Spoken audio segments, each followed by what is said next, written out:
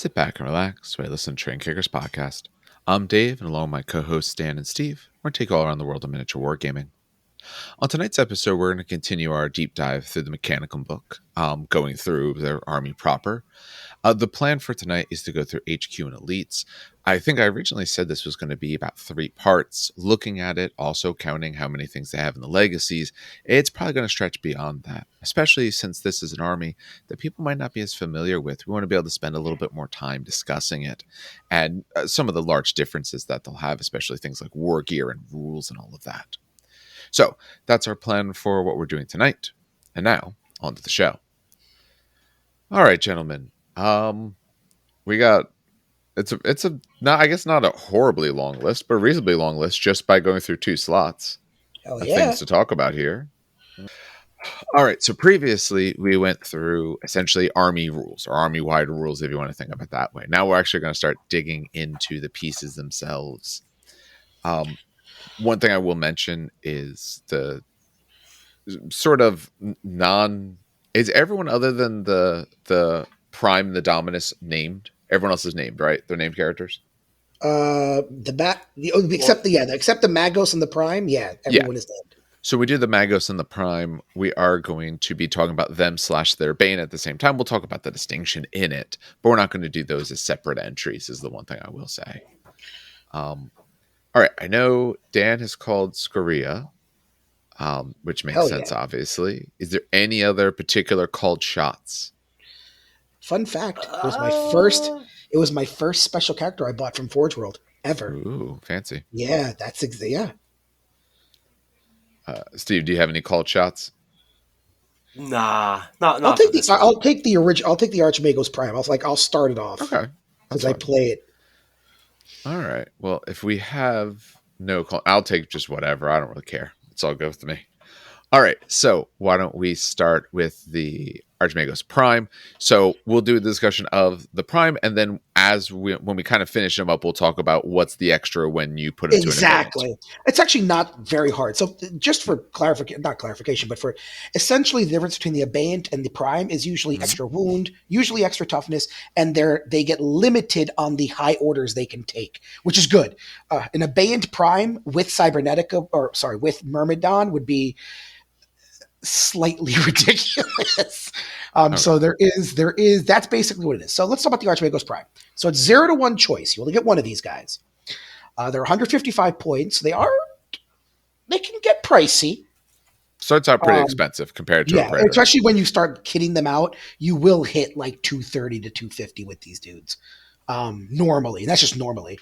You got yourself you got movement 6, weapon skill 4, so not bad. Ballistic skill 5, that's really great. Strength, toughness 5, 3 wounds already, which I think is higher than is Praetor status. Initiative 4, attacks only 2, although that you'll see that does get increased depending on stuff. Attacks to leadership 10, 2-up save. It does have a Mechanicum Protectiva, so that's a 4-up save. It comes stock with a power weapon, so your choice, and a Volkite Serpenta, which, who cares? It comes stock with a Cortex controller, so that gives it the ability to essentially control robots, so they don't go crazy. It's a Cyberthurgist, which we talked about in the last podcast. It means they can do special Cyberthurgy powers. It's a Battlesmith at a 4-up, meaning on a 4-up it can do a repairing of a wound on a automata, or I think vehicle. Yeah, whole point on a vehicle or repair weapons, and there's a list of things they can basically use it. But let's be honest, you use it to repair your automata. That's essentially what it boils down to. Right. Feudal hierarchy. So this is the big one I do want to talk about, mostly because feudal hierarchy has to do with, and we'll talk about poor Scoria later because it actually does annoy me that. We'll talk about that later.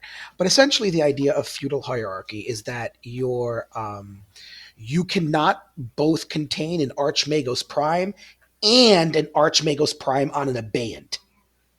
So you can take, now, I'll just explain now. So this would normally not be annoying because it's 0 to 1 anyway. So if you take an Archmagos Prime, you cannot take an Archmagos Prime on Abeyant.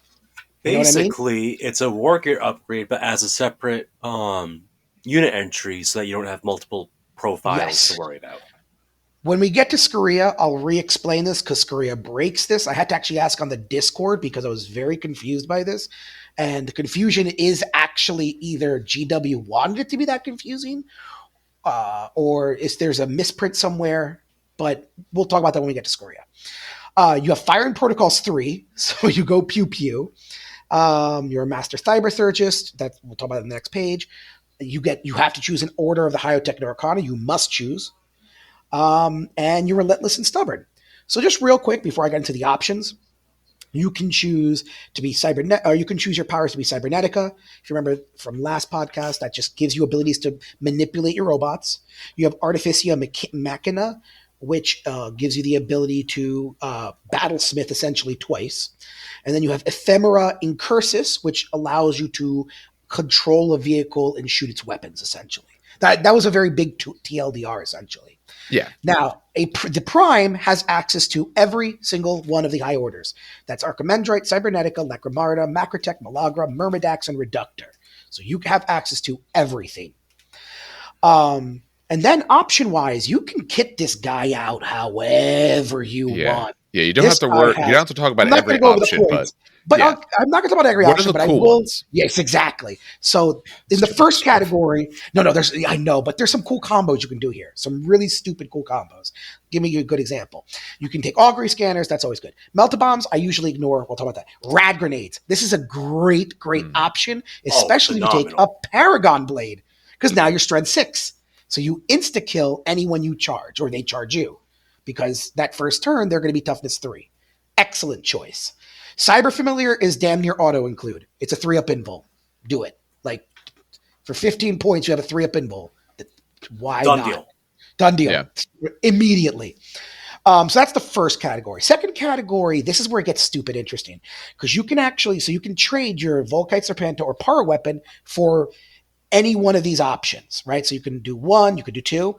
Really cool combos. Taking a Chain Fist and a Power Axe. Now you get 3 attacks, and you get your choice. With Rad Grenades, you can swing with the Power Axe, and then when your Rad Grenades run out, swing with the Chain Fist. And now you're hitting with 3 attacks. That's pretty neat, right?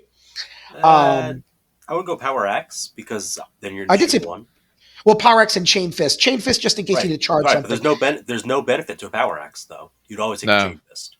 Yeah. Well, you always have a power weapon.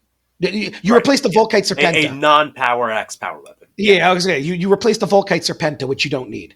Because you could replace we'll talk about that later. You can have more weapons. But you can take I think people say sometimes take a Photon Gauntlet for blind.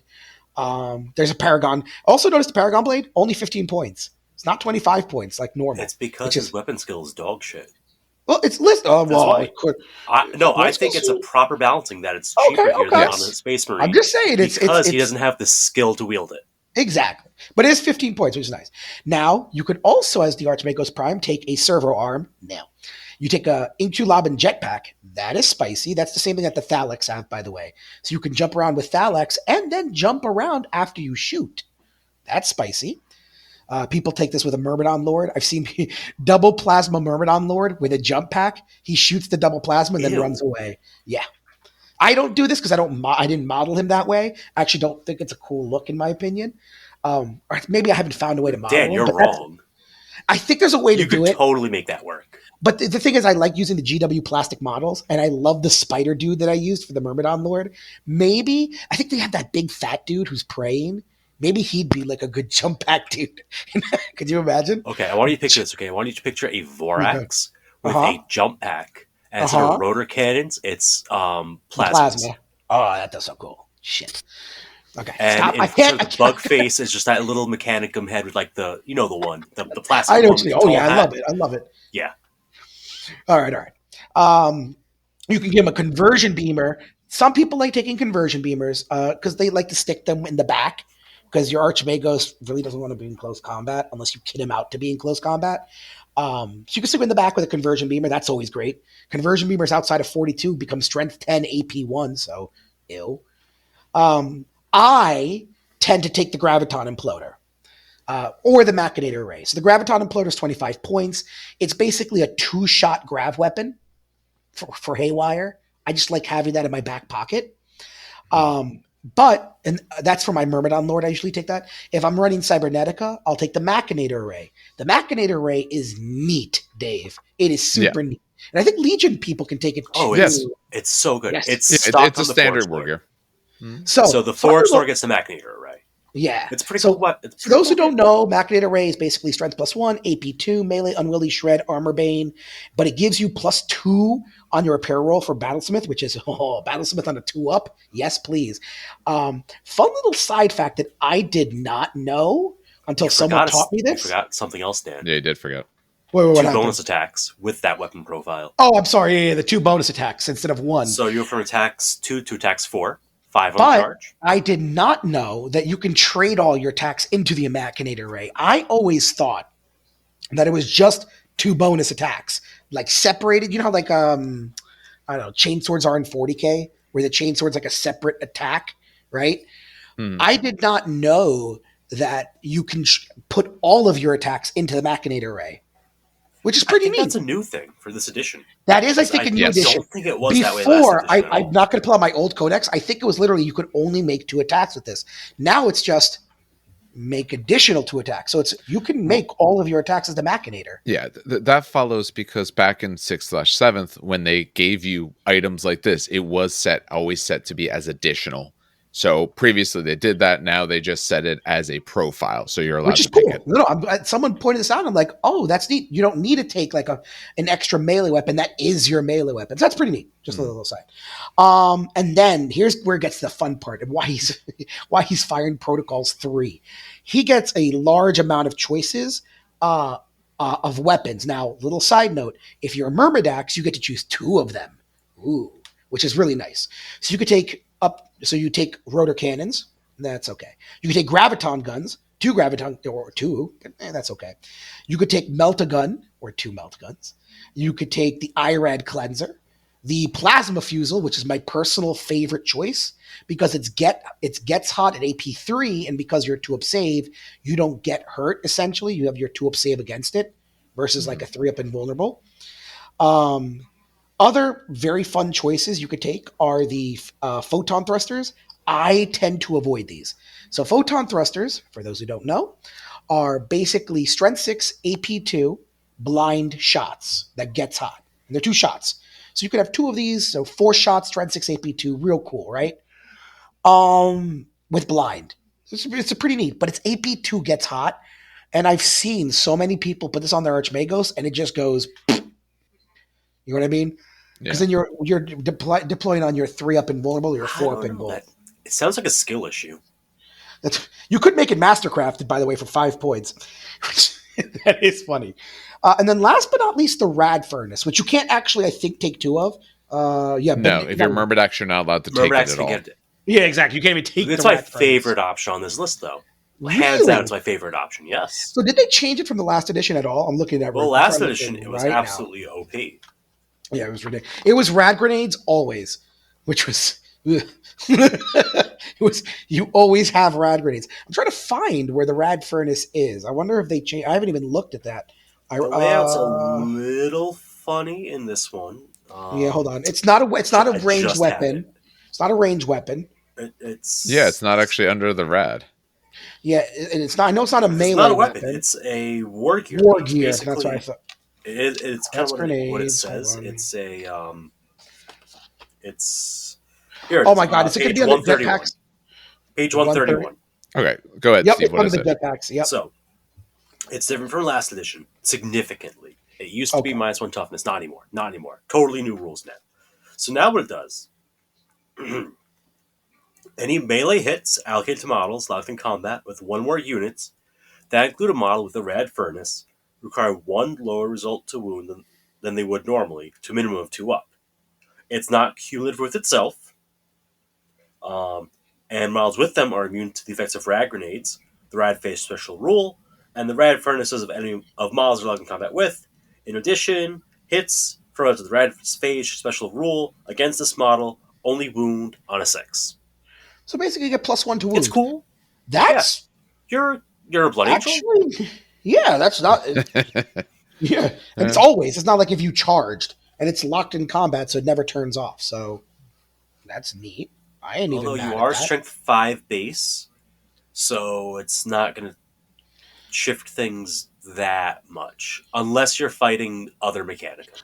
I'm trying to think, yes, because your Paragon Blade makes you strength 6, Machinator makes you strength 6, Chain Fist obviously is strength 10, Photon Gauntlet is strength 6. I'm trying to think of like what If may you want to Power do Axe? something weird like, Is Power Axe plus 1 can you strength? do Lightning Claws? No.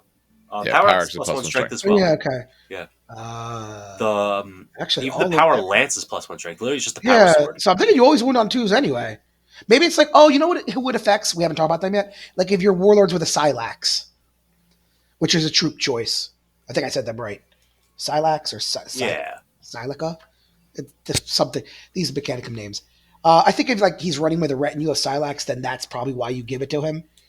That's how I usually see it anyway. I I've seen people don't take think Red it Furnace. affects friendly models, though. Because you're not It locked doesn't. in It combat with used friendly to. models. It used to. It used to be -1 toughness to everyone, Yeah. including your own stuff. Now it's just +1 a wound, which is great. I like this. It's, okay, That's neat. so maybe it's not my favorite choice anymore. Basically, it used to be a persistent rag grenade. Now it's not. You can leave it at home now, I I don't think. know. Yeah, +1. for 30 points, I might leave it at home. Now, real quick, Mm-hmm. that's just the Also, you could go Archmagos. Contemptor hunting with it. You could. You could. So the Archmagos Prime and the Archmagnus Prime and Abeyant, there's really only like 2 differences. The one thing is that he goes from wounds 3 to wounds 5, which is ill. He also goes from toughness 5 to toughness 6, also ill. What was I going to say? You gain monsters and anti-grav. I'll And get to that in a second. he loses an initiative. He loses it. Oh, he does. Oh, he does Yeah, go to Yes, he's he initiative does. 3. Oh, I will talk about the monstrous in 5 seconds. You will notice that his high orders, he only gets 4: Cybernetica, Archimandrite, 5, sorry, Lacrimarda, Macroteca, Reductor. So he loses Malagra and Myrmidax, essentially. Good. They were, and he still gets the same choice of Cybernetica, Machina, and Curses. He's 185 points, so I think he's 30 points more for the extra wound, extra toughness. Now, real cool things that I figured out very quickly. He's got the same choices, right? He could choose rotor guns, graviton, conversion beamers, blah blah blah blah blah. Chain Fist is unwieldy unless it's put on a monstrous creature. Yep. Oh, Because ew. he is monstrous, the Chain Fist swings at initiative 3. That's probably why they lowered it. Yes. This So way he now- hits after a basic Marine. Yes, because he now, if you give him a Chain Fist and a Power Axe, he has 3 attacks. Now, mind you, this is why they also got rid of Malagra with him, because if you had Malagra on him, he jumps to Weapon Skill 5, 4 attacks with preferred enemy. So now it starts getting kind of... but yeah, no, that's cool little side facts of what you can give, what you can do with this dude. But otherwise, he's exactly the same. What does Pride of Place do? That's one of his special rules. So that one basically says, no matter what rules anything has, you can never enter a transport. Yes. Okay. That's nice. So, It's nice and simple. No Yeah. landing from a Thunderhawk. Sorry. Yeah. I mean, honestly, it should have just been like, he's thick. He's so the okay. So if you see the picture on the right hand side, Mm-hmm. one that picture annoys me because that's a Myrmidon Lord on the Abeyant, which is illegal. I don't know if you could see it, but he's got 2 weapons on his shoulders. It's based on a Myrmidon Lord. No, it is. It's got 2. Quite See the 2 clearly. weapons? He's got 2 weapons. Look at his shoulders. Literally a Myrmidon. But anyway, despite the illegalness of this picture, straight up illegal. The reason they can't go on a transport is because that's the Abeyant, essentially. It's this big floating disco ball. This is battle chair. It's his battle chair. He must preach it to you why your flesh is weak. All right. And there might have been a little bit of a weird pause there.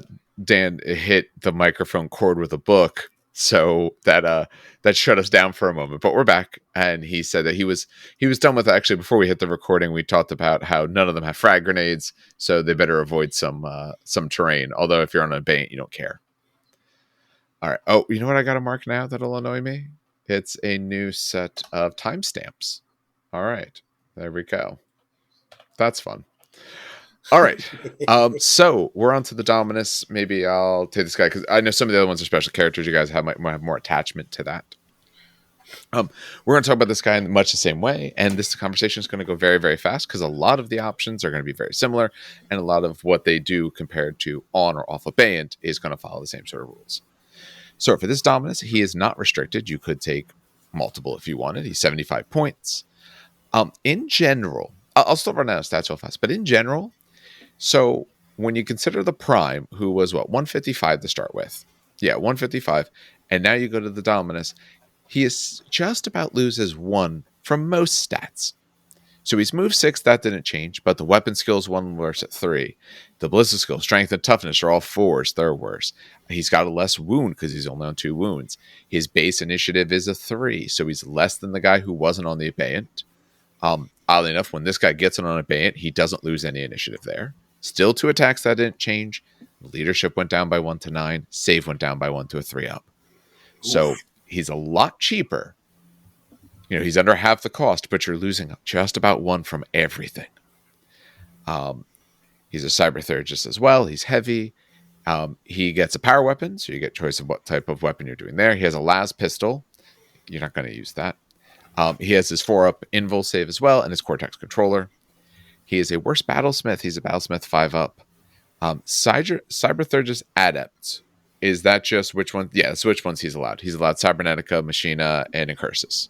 So he has a smaller list of cyberthergic powers that he can take. He has a Feel No Pain 5-up. He has Fire and Protocols 2, so again, a little bit worse. He's relentless, stubborn, independent character course. What is Patris Cybernetica? There it is. I was hoping that's you would talk the about rule it. that allows you to join up with a unit of automata. Yep. Despite so what the other dude is not able to join with automata, No, which, by the way, is why unless you take the high order Cybernetica. Exactly. Sure. But this dude natively can join up with your beep boops. That's the technical name for anyone who's curious. Yes. Absolutely technical might be in worse, the book. But at least he has the Feel No Pain, which is something that the Archmagos does not have natively. That is true. He did gain something there. He loses a lot of things, but he does gain Feel No Pain, which is nice. For option-wise, he has most, not all, but he has most of the options. So, he can take the Augury Scanner, Melt-A-Bomb, Cyber Familiar, but he does lose out on Rad Grenade, so he can't take those. For exchanging his last pistol, he exchanges that, not his Volkite Serpenta and power weapon, so he can only change that. He essentially changes it to a different type of gun. So he's got, including he can get a Volkite Serpenta if he wants, but he can take an Archaeotech pistol, Plasma pistol. That was an option for the other one. So a little bit different guns. He can take a servo arm. Pistol. Yes, he can take for 1 point a bolt pistol. Worth it. Worth it to make an even number. That's about it. He's allowed a servo arm or Machinator, right? Different points cost. He can get a conversion beamer as well. His weapon list is shorter. He does have some of them, but he has a shorter weapon list. He doesn't have the ability to take, much like the other guy did, where he could take an additional sort of thing. He takes 1. He can't take an extra one. It doesn't even say if he was Myrmidon or anything like that. He gets no more. And he can mastercraft. So he's your nice and cheap option. Especially, and if you want more HQs and you don't want to run named characters, he's a good option for that. He's a lot less. And being able to go with your, as Dan puts it, B-Boops or your Automata is I actually think really useful. I see this guy as you probably want to keep him cheaper because he starts out cheap. Mm-hmm. Because especially only on 2 wounds and a 3-up save, I don't want to load him down with okay, Photon Thruster's cool, but it's 30 points. Now this guy's starting to really get up there. I don't like that. And he'll hurt himself. Yes. And he'll hurt himself against. I'll be honest, I run usually 1 to 2 of these. So I run the Archmagos Prime. Yeah. And then I'll take 1 to 2 of these because they're the only other option if I don't run named. They're literally the only HQ option other than named. So I will usually take them if I have the points left over with a Machinator array, because they're going to be with the robots anyway. Yes. And I need that +2 makes me repair on a 3-up, right? Mm-hmm. And then if I still have points after the Machinator, I'll give him a Cyber Familiar. Yeah. That's about it. With the way they've FAQ'd that Battlesmith, if you have Fire and Protocols and you have Battlesmith, your Battlesmith takes up all your shooting. With the fact that they've FAQ'd it or rotted it that way, depending which way you want to think about it. To me, I don't want to put necessarily a gun on this guy because, yeah, his goal is probably going to be healing them. Yep. And like that way, if I get into combat, he doesn't get tons of attacks, but the Machinator Array is going to help him if he gets into close combat. What's it called in Infinity? A button pusher? Yes. Yeah, that's he is there to push the button. Keep him reasonably cheap. With if you did both those upgrades, he's 115. Maybe getting expensive, but not terrible if he can keep some of your robots alive for even an extra phase. To me, that's absolutely worth it. But yeah, I would not try to load this guy up at all. I usually don't. I usually don't. I'll be honest. He's good what he does. He's good what he does. Yeah. Well, it was a big thing because he starts out base with Initiative 3, where the other guy was Initiative 4, at least depending on weapons. But this one starts at Initiative 3, so you're swinging after a lot of stuff that you might care about. You're a 3-up save. That's going to hurt. You're only base 2 attacks. You don't have the same... you start with a last pistol, so... And just if you depending on the power weapon you take, you get an extra, but you're a little more limited with how much you can get. Your weapon skill is garbage at 3. So you're not really wanting to take close combat options. That has it. Your ballista skill is only a 4, so a lot of the other gun options aren't great because they just stack up your points more and more. Keep them cheap, or if you want, add 30 points and put them on Abeyant. For differences here, he of course has that I can't go in any vehicles no matter what. He absolutely hates that.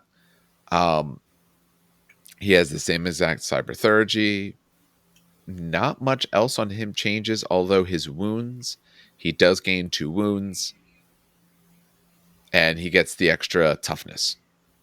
Yeah. So he does get a bit better, and then he has most of the same options. Like he uses, if you're on Abeyant, they don't let you take a Melt-A-Bomb.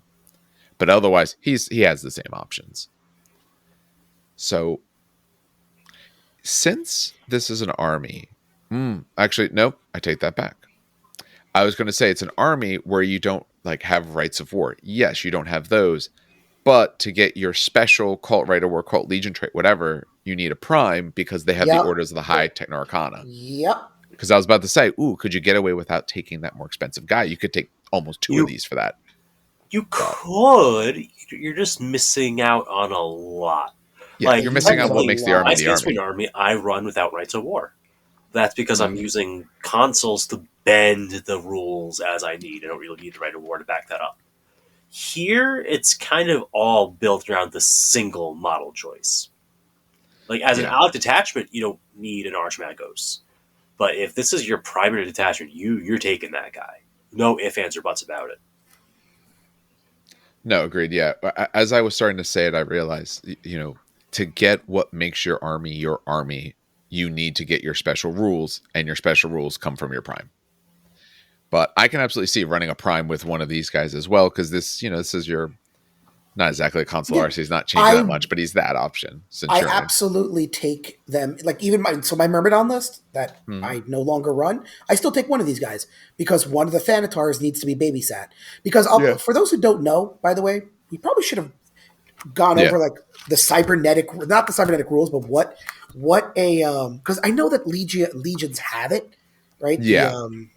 But we should technically go over that slightly, only because not having them close by does suck. So just really, really, really quick. It's super basic. The program behavior rule, right? Well, exactly. Okay, so short version is you have to shoot the closest and then charge them. Charge the closest. As long, by the way, as long as you don't have someone nearby, someone with the Cortex controller. Cortex controller, essentially. So, like, if you have a unit of Castellax or a unit of Thanatar that are playing fire support, you might not want them to shoot the closest thing. So that's why you keep one in the army, because it keeps them under control, essentially, is the nicest way to put that. Now, you have to be careful. You don't want to attach one of these guys to a single robot, Although, no, never mind. That does work. No, It no. does work. It does work because it's always the highest. Yep, still right. the highest. I was going to say, because then Yeah. you were... Okay, don't attach 2 of these guys to one robot. Because then you're going to feel real bad. You don't attach 2 of them to a Thanatar, please. Toughness Dan, I'm 8 gonna do to that. toughness 4. I'm going to do that now just to troll you. Oh, my God. I think you're trolling yourself if you do that. Yeah. It's at that point, you're trolling yourself. I made my list worse. Haha. What? No. It's just to cause psychological damage to Dan. That's all that matters in life. Pretty much at that point. I ain't getting bored with that. All right. Now, the next one. So Steve had a lot of problems before we started recording with this guy who's very angry. Does that mean you don't want to? Does that mean you don't want to talk about him? That's okay if you don't talk about him. I just have some emotions I've been holding on to. Kind of wanted to for talk a about long time since we saw the Steve hasn't talked about anything yet. I know. I want to talk about it. That's what I'm saying because I want to know why he's so angry. Oh, okay. I actually don't know the story. So the reason I'm upset, I put my book down to the side so I have my hands free to fully express myself, even though you can't see it. So it's going full Italian. When Games Workshop previewed this book, like they announced the book was coming, they showed their table of contents page, and people had a lot of questions and concerns because of the way they laid out the book. It's like, wait, so I see that in the book we have, this Calleb Decima guy who doesn't have a model, but he's in the HQ section. That's a named loyalist character. What happened to Scoria, who has a model? What happened to Draykavac, who has a model? What's going on there? They're in the book. They're just relegated to the reference section. Same deal with the Knight household. Same deal with the Titan legions. Like all these important parts of the book, you just can't look up in the table of contents. But this guy, this motherfucker, finds his way into the table of contents, and he doesn't even have a model. And these guys that don't have a spot there, it's ridiculous. It's such a disgrace. Reductor life, best life. That's why. It's because he's a loyalist. I mean, that helps. That always helps. Oh, listen, the true Mechanicum, anyone who's loyal to the Mechanicum sided with Horus. If you didn't side with Horus, you were a religious traitor. Just putting it out there. If you say so. All right. It's true. Tell us about Calleb here. Calleb Decima Invictus. This guy was one of the many souls condemned to death on Istvan 3. Yeah. Unlike many souls on Istvan 3 condemned to death, he survived. This asshole literally walked out. He's like, wait, hold on. I'm not down with this. I'm just bounce. Sorry, is it raining artillery? I got this. Yeah, so he is a member of the Ordo Reductor, which is, really big tank, make entire city block disappear kind of stuff. And he was actually one of the first units the Mechanicum list had in Horus Heresy 1.0. And he unlocked the entire concept of doing a Mechanicum army. So he's a kind of cool piece of history. On his page for that book, if you look at the art, it's essentially the Titan Tech Priest model that they've had out for probably 15 years at this point. Because when I first got in, it was still out. That model, painted up, and he had a whole bunch of runes painted, or I guess in lore being sewn into his cloak. So it looks kind of like that's weird in Eldritch. It's just Mechanicum, symbols of divinity and whatever. But he's a loyalist. Says so right there in his rules. Bam. And this is what he does. So he's movement 6, weapon skill 4, blitzing skill 4, strength and toughness 5, 3 wounds, initiative 4, 2 attacks, leadership 10, and a 3-up save. That's a beefy stat line for that scrawny little Titan Tech Priest model. He's probably smaller than the current Welcome Guardian to models. Mechanicum. Yes. Yeah. Welcome to Mechanicum. Get rid of that weak flesh because of strength. Oh, yeah. He comes with a master-crafted power axe, a master-crafted bolt pistol. Hell yeah. The Mechanicum Protectiva, a Machinator Array, and Melta Bombs. So, Machinator Array, as mentioned before, it's going to give him a flamer and a melting gun, which is very nice to have. He's going to be getting his attacks at Strength 6, because whether you're using Power Axe, Machinator Array, it's all the same. You use a Machinator Array, though, so you gain the Shred, naturally. He is a character, Cybertheragist, unique infantry model. So he's not on the big floaty chair. He just walks around. He is Battle Hardened 1, so he's Toughness 6 for the purposes of the Instant Death special rule.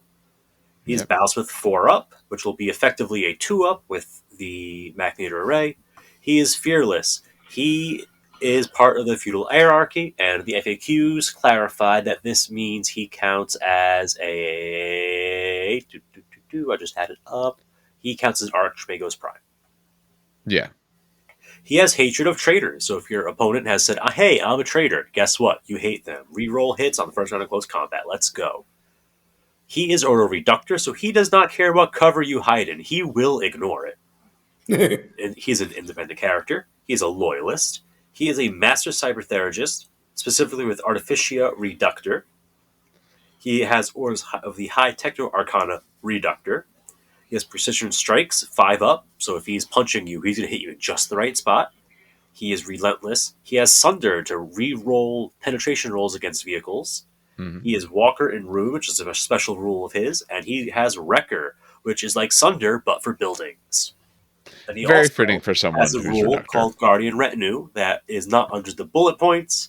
They clarified in the FAQ, yes, it's there. It's also right here under the bullet points, so it kind of makes sense that he has the rule. So, what are these special rules of his? Guardian Retinue. He may be joined by one of the following for the normal points cost. Normal points cost. Either a unit of Tech Priest Auxilia, or a unit of Silax Guardian Automatas. I believe both of those units are line, so then you get a line HQ unit, which is always fun. They'd be upgraded as freely as the... Oh my god, my tongue's all tied up, so my nose is all congested. They may be upgraded as described in their profiles, including taking dedicated transports. If taken in this way, they form a single unit. He may not leave the unit. Essentially, they become a retinue. They can't be part of the same HQ choice. They don't take a Force Orc slot. The unit gains ignores cover, Sunder, and Wrecker. The Tech Priests are not forced to take Reductor. Yeah, doesn't actually force you. So you could give them Lacrimalis for the Feel and Pain bonuses, but we'll get into it later, or like any of the other ones. So it's an interesting thing. So how do you like having your Silax ignore cover with plasma guns? or Meltaguns? I'm more of a Meltagun kind of guy myself. Yeah, or Meltaguns. Yeah.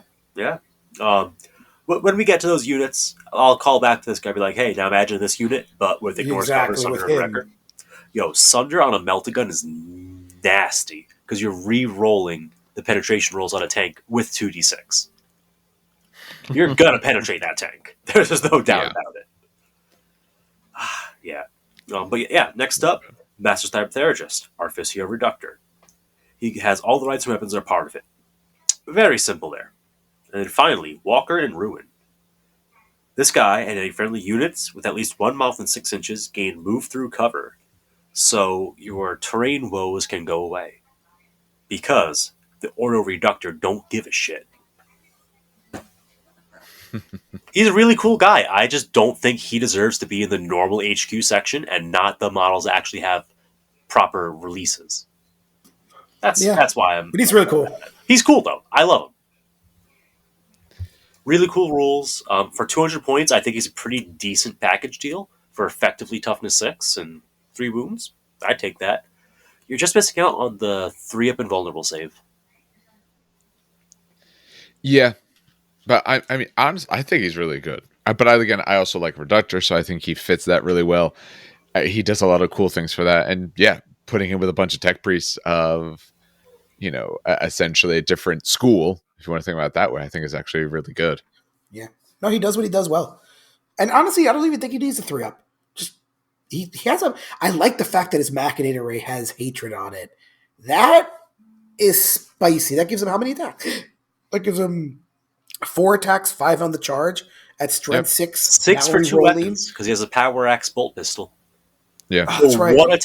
I think the 2-weapon combo just gives you the bonus attack. It doesn't have to be those weapons, right? Yeah, it just gives you the bonus. Yeah, Yeah, technically it doesn't 3, have 4, to. 5, 6. So 6 attacks at re-rolling hits at strength 6, then also re-rolling wounds for shredded AP 2. Before you do that, just double check with the book, but I think you're okay to do all 6 with the Machinator array. I think it's... If not, I think you can still do 5 in 1. Maybe you can't do that. I forget exactly how weapon allocation goes this edition. Because normally I just pick one weapon and go all in. Yeah. No, agreed. I think usually it's just have to allocate ahead of time how you're splitting it. That's the normal way. But that guy's really cool. Yeah, no, he's neat. He's very neat. If they put a bunch of Mechanicum in plastic, I know he might not be. That's fine. I don't care. But maybe I would love to see you run Ally Mechanicum. They are a lot of fun. They gotta be in plastic because I'm tired of. I still have behind me where I'm sitting right now is still a bunch of resin I haven't worked on. So Dave, I'm gonna even recommend this, and anyone listening to the podcast, I will just wait for them to come in. Thalax and resin. Thalax and resin are the absolute. I love them. Thalax are great. Shit. Yes. Well, I will call don't bullshit. Put on the hoses and you're fine. Mike has it's not the hoses that are the problem. It's the fucking fine. Arms and the legs. Those legs are oh my god. The only part that's bad is that little flange on the hip, like where the thigh meets the hip. That's the only part that ever presents a problem. It's the chicken leg knee that gets me. How skinny it is. It's just it's no. I know. I've seen them. It's not Malifaux. Listen, it's not Malifaux level models. I'm holding a model. It's not that bad. It's awful. Shut up. It's not Malifaux level because they don't have a beard. That's all. It doesn't have a pigtail that's in 3 separate sections. Yeah. That you need tweezers to build. Oh my god, Malifaux. All right. So that leaves us with 3 characters. Otherwise, I know Dan is taking. I'm taking Scoria. Oh yeah. I guess I'll take recommendation. Draykavac? Yeah, take Draco. I think you'll like Draykavac a lot. Yeah, a lock. Okay. Drake. Try real rhyme there. Draykavac. Eminem. All right. So what was it, Steve? I was saying we are jumping all the way to page 59 because Games Workshop hates traders. Yeah. So this is the Persona Schismata. So these are just heretics, right? That's really all it is. Yeah, it is. These are heretics. You go sit in the timeout corner and think about what you did. Oh, and by the way, Dave, that's the horse skull. Okay. Yeah. I'm 59. That is literally the horse skull. I didn't know they even had a picture. That's pretty cool. What is the meaning of the horse skull? I have no idea. It's pet horse. Scary. Actually, there might be a story, but otherwise, I'm going pet horse. All right, we're going to take a look at Draykavac. So, like I said, this as well as Scoria, the 2 that we're going to talk about next, are traders. So you can read through the fluff, and it talks just essentially about how violent, evil these, at least he is. I'm sure both of them are. He's 240 points. His big thing is, as we'll see, is he opens up some options as to what you bring with you. So he can come as is or on an Abeyant for 25 extra points. So either way, he's move 6, weapon skill, ballistic skill, toughness, all 5s. If he's not on an Abeyant, he's toughness 6. If he is, he's toughness 7. His wounds are 4 or 6 if he's on that Abeyant. All the other stats are the same. He's initiative 4. He's got 2 attacks because these guys don't swing very much. Leadership 10, 2 up save. Of course, if he's on the Abeyant, he becomes anti-grav. He becomes monstrous. Either way, he's a Cyberthurgist character, all of that. So standard changes for being on an Abeyant. He has a Paragon Blade, which is really great kind of inbuilt. You don't have a lot of attacks, but still great inbuilt. He has a Graviton Gun. He has his 4-up invul save. He has a Cortex Controller. War gear wise, he also has a Data Scheme, I guess. Sorry. Jinskine. Jinskine? Okay. Yep. We'll talk about what that is in a moment. And he also has his Machinator array. Actually, you know what? I'm going to talk about that one now, and then I'll get to the other things, because he has stuff broken up all over the place. So the big thing of this is he increases the ballistic skill of any unit he joins by 1. That's the first part. In addition, if he's present on the battlefield and not embarked in a building or in a transport and not locked in combat, the controller and player may reroll any scattered dice made no matter which way you do it. So much like the Nuncio Vox part, as long as he has line of sight to the target unit by the attack and the point chosen. So +1 to shoot, and he's a Nuncio Vox for that portion of it. For his special rules, so looking quickly for distinctions. As a side note, Dave, yes. Nuncio Vox, I think, requires line of sight. I do yes, not it does. think this. He does require line of sight. It says that. Oh, it does. He has to have line of sight to the model or the point on the battlefield you're targeting. Got it. Okay. Yeah, both require line of sight. Got it. Yeah. The Nuncio Vox, it does a little something else, but for this part, okay. All right. Whether or not he's on foot or not, he has Battlesmith 3 up. He has the Feudal Hierarchy. He has his own Techno Arcana, Stargrada. He is an Incursus Cyberthurgist. He's an independent character either way. He has a Liquefactor. Preferred enemy versus infantry, because he hates anything on foot. He is stubborn and a traitor either way. He has his bespoke warlord trait. The distinction, if he's on foot, he has firing protocols too, so you can fire 2 different weapons. He also then is relentless, although when you're monstrous, he's kind of getting that anyway. If you are on the Abeyant, the difference is obviously he can't go in any transports. He has that same exact rule. But fun fact, yes. He does have Cortex controller. Yes, he does have a Cortex controller. Yeah, which is nice. I mean, that's a very useful war gear for him. All right, so he has a couple different special rules, one of which was FAQ'd, so we'll get to that. He has his warlord trait. If he's your warlord, he has to take this trait called Cruel Taskmaster. If any friendly unit with at least one model within 12 inches of the warlord with this trait fails a morale check or a pinning check, the controlling player may choose to remove a single model from the unit as a casualty, no armor saves, damage mitigation. So essentially, pluck a model off the field, and then you pass the test. So you're allowed to roll it first, fail it, and then kill someone to succeed. In this, that's pretty good, because a lot of times you might be a little bit lower on some of those tests, or this is an army that tends to have weapons that do really good in terms of pinning or anything like that. So not the most useful, but it is nice. You also get the extra reaction in the shooting phase, which I think that's actually very, very big for this.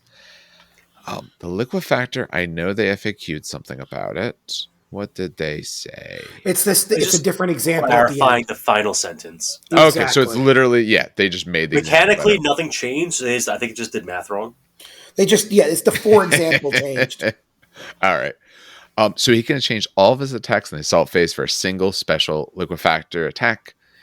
Hits automatically, can be used against a single model in base contact with him at initiative step 1. To resolve the attack, you roll 2d6. If the target has a toughness characteristic, they suffer a number of wounds equal to the roll you had minus their toughness characteristic with an AP of 2.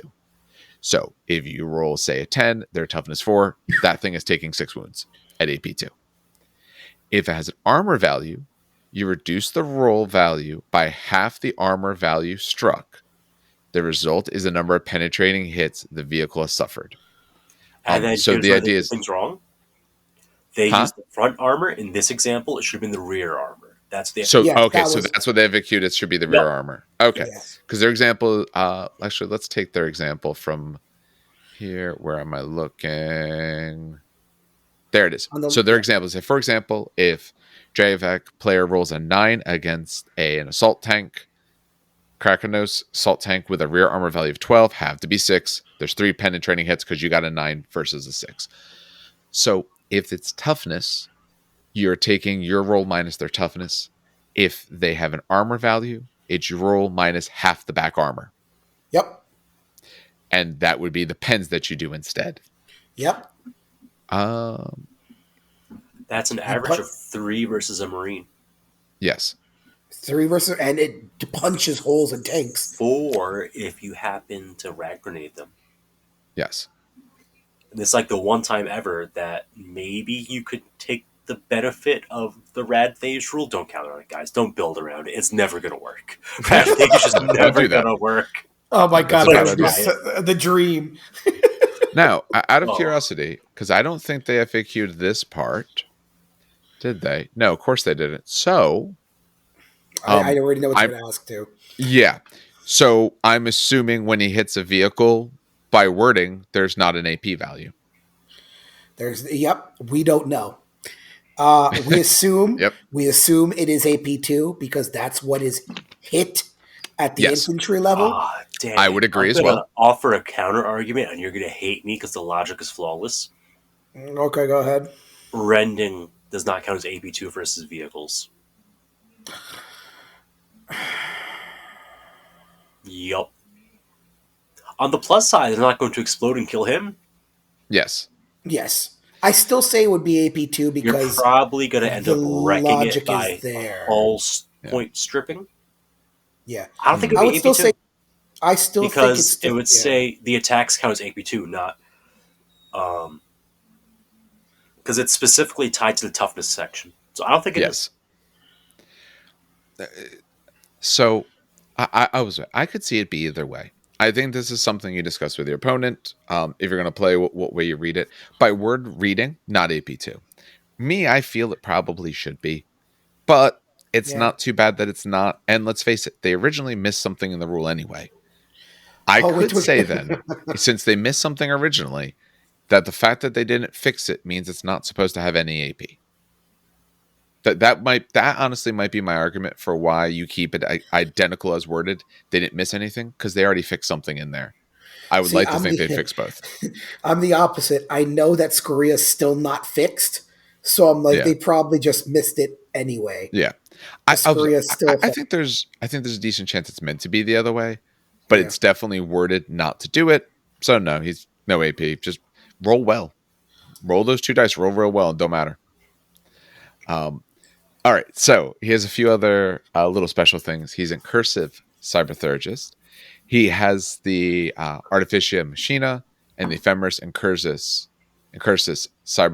Cyberthergic Arcana, and all rights and weapons that are a part of those. So he has both at the same time. That's cool. Yeah, that's a big game. Dan, brief reminder of what those 2 do. Yes, Artificia Machina is the double battlesmith, and the haywire shot. And Ephemera Incursus is the control the vehicle. And I don't know what the power was. I really don't. That's okay. Yeah, just a brief overview because, like I said, we did that in the video. Yeah. Was that the one that nerfed leadership? Oh, hold on. Let me flip it. You look it up. I got you. I got it right here. Yeah, I already have it. It's the Infirmus, right? Infirmus Incursus. Yes. All right, second.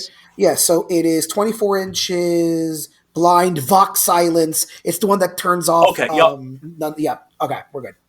Okay. It's the one that basically turns off Voxes. It hits leadership, so on and so forth. Okay. And this guy has his own high techno arcana. Yes, now, my favorite one. I believe I discussed this when we did the episode on Knights, and I cut in to discuss this there. Yep. At least I'm pretty sure I did, but we'll discuss it again. That's exactly what it was. Yep. Yes. All right. So for his high arcana, it says he may be chosen as an HQ choice in a Traitor Allegiance Mechanicum detachment, but he also may be taken as a troops choice in any army that's using Questoris Knight household. As part of the Questoris Knight household detachment, he allows for Castellax Battle-Automata, Maniples, and the Vorax to be chosen as non-compulsory troops choices in any attachment in which he's included. So he can go in to Knights. You can take your normal Knight household. He may go in, and he lets them bring in some other units, not as allies, just as the same unit. It's the same army. I don't know if you really want to be doing that, but it's very cool. You could squeeze in more big boys because you could save almost 100 points off the bat. True. Compared to taking 2 armatures, and then for another 130 points, which is another 270 point saving on the next one. So you save a lot of points to just bring big knights, and then you have 3 throwaway robots on this guy. So one option is if you're just looking to do knights. Another option is you have this guy, or you have some of the Mechanicum stuff. You don't want to use them as your ally. You could put them into Knight Army, and then you could still ally something else in, because your ally slot has not been taken up. So if you're playing a big game, you could actually throw even more in. I mean, fun fact, He also I mean, he could repairs also them. be the allied one. Like you Yeah, have a he also- primary Yes. and then knights with this guy. That's another way to do it. He also repairs them, and on an Abeyant, he's still Yep. very meaty on an Abeyant. Oh, Yes. no. Battlesmith 1-up. Yeah, Yep. and he can double Battlesmith, so technically he Yep. can heal a knight for 2. Yes. Which, let's be honest, knights kind of need because they don't have a whole lot of.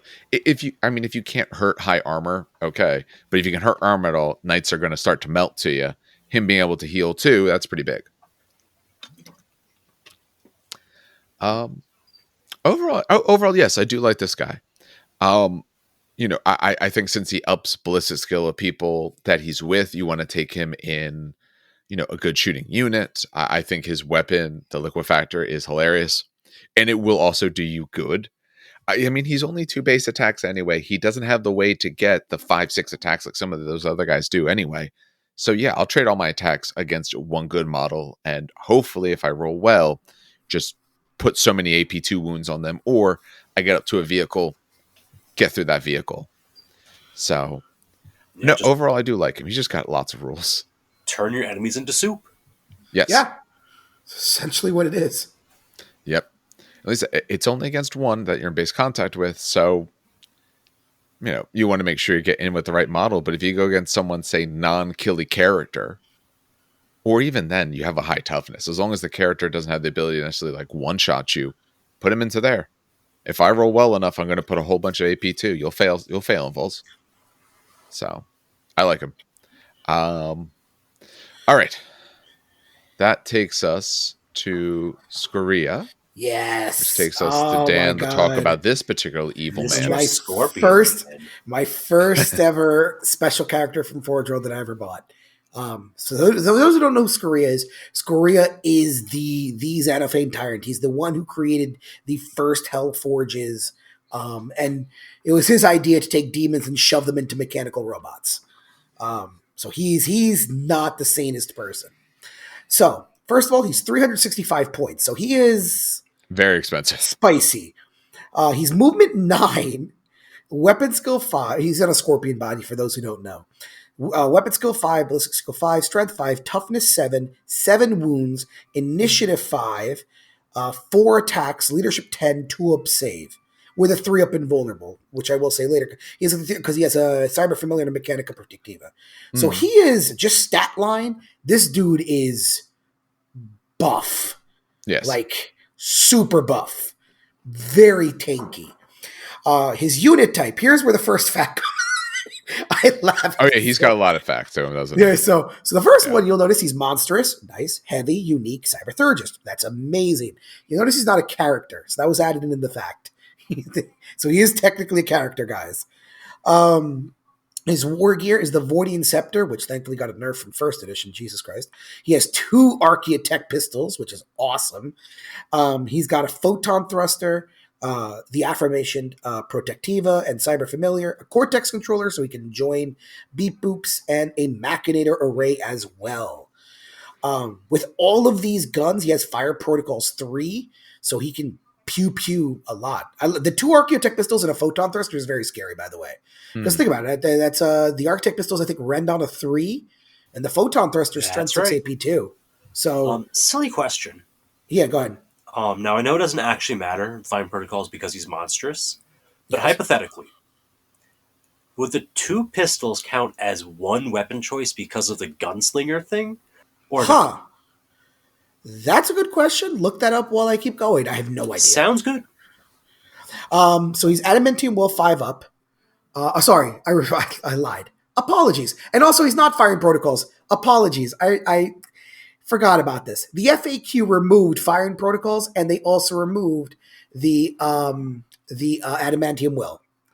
So don't even look it up, Steve, because he doesn't even have firing protocols. No, that's why it's a general thing, though. It's a general. Well, no, he has to shoot everything because he's monstrous. Oh, he's a monster. Looking it up, though, because the tech priests have firing protocols. Okay, good. Realize that theoretically you could do dual pistols on them. Nice.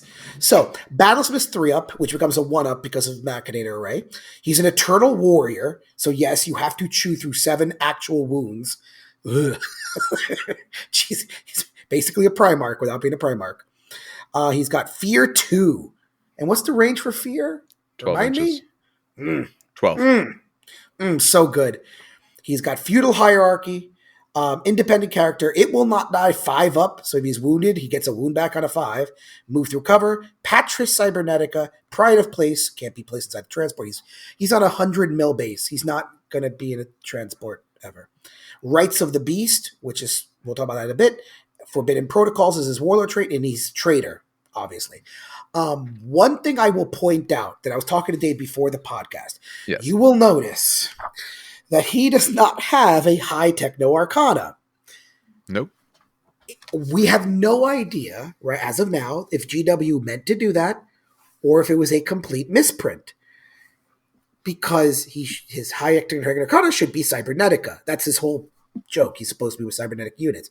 But he doesn't have one. So, because he counts as an Archmagos on Abeyant, technically, you have no rights with him. You actually don't have a high order with this dude. So if you take Scoria and you still want to take a high order, you have to take him with an Archmagos Prime on an Abeyant.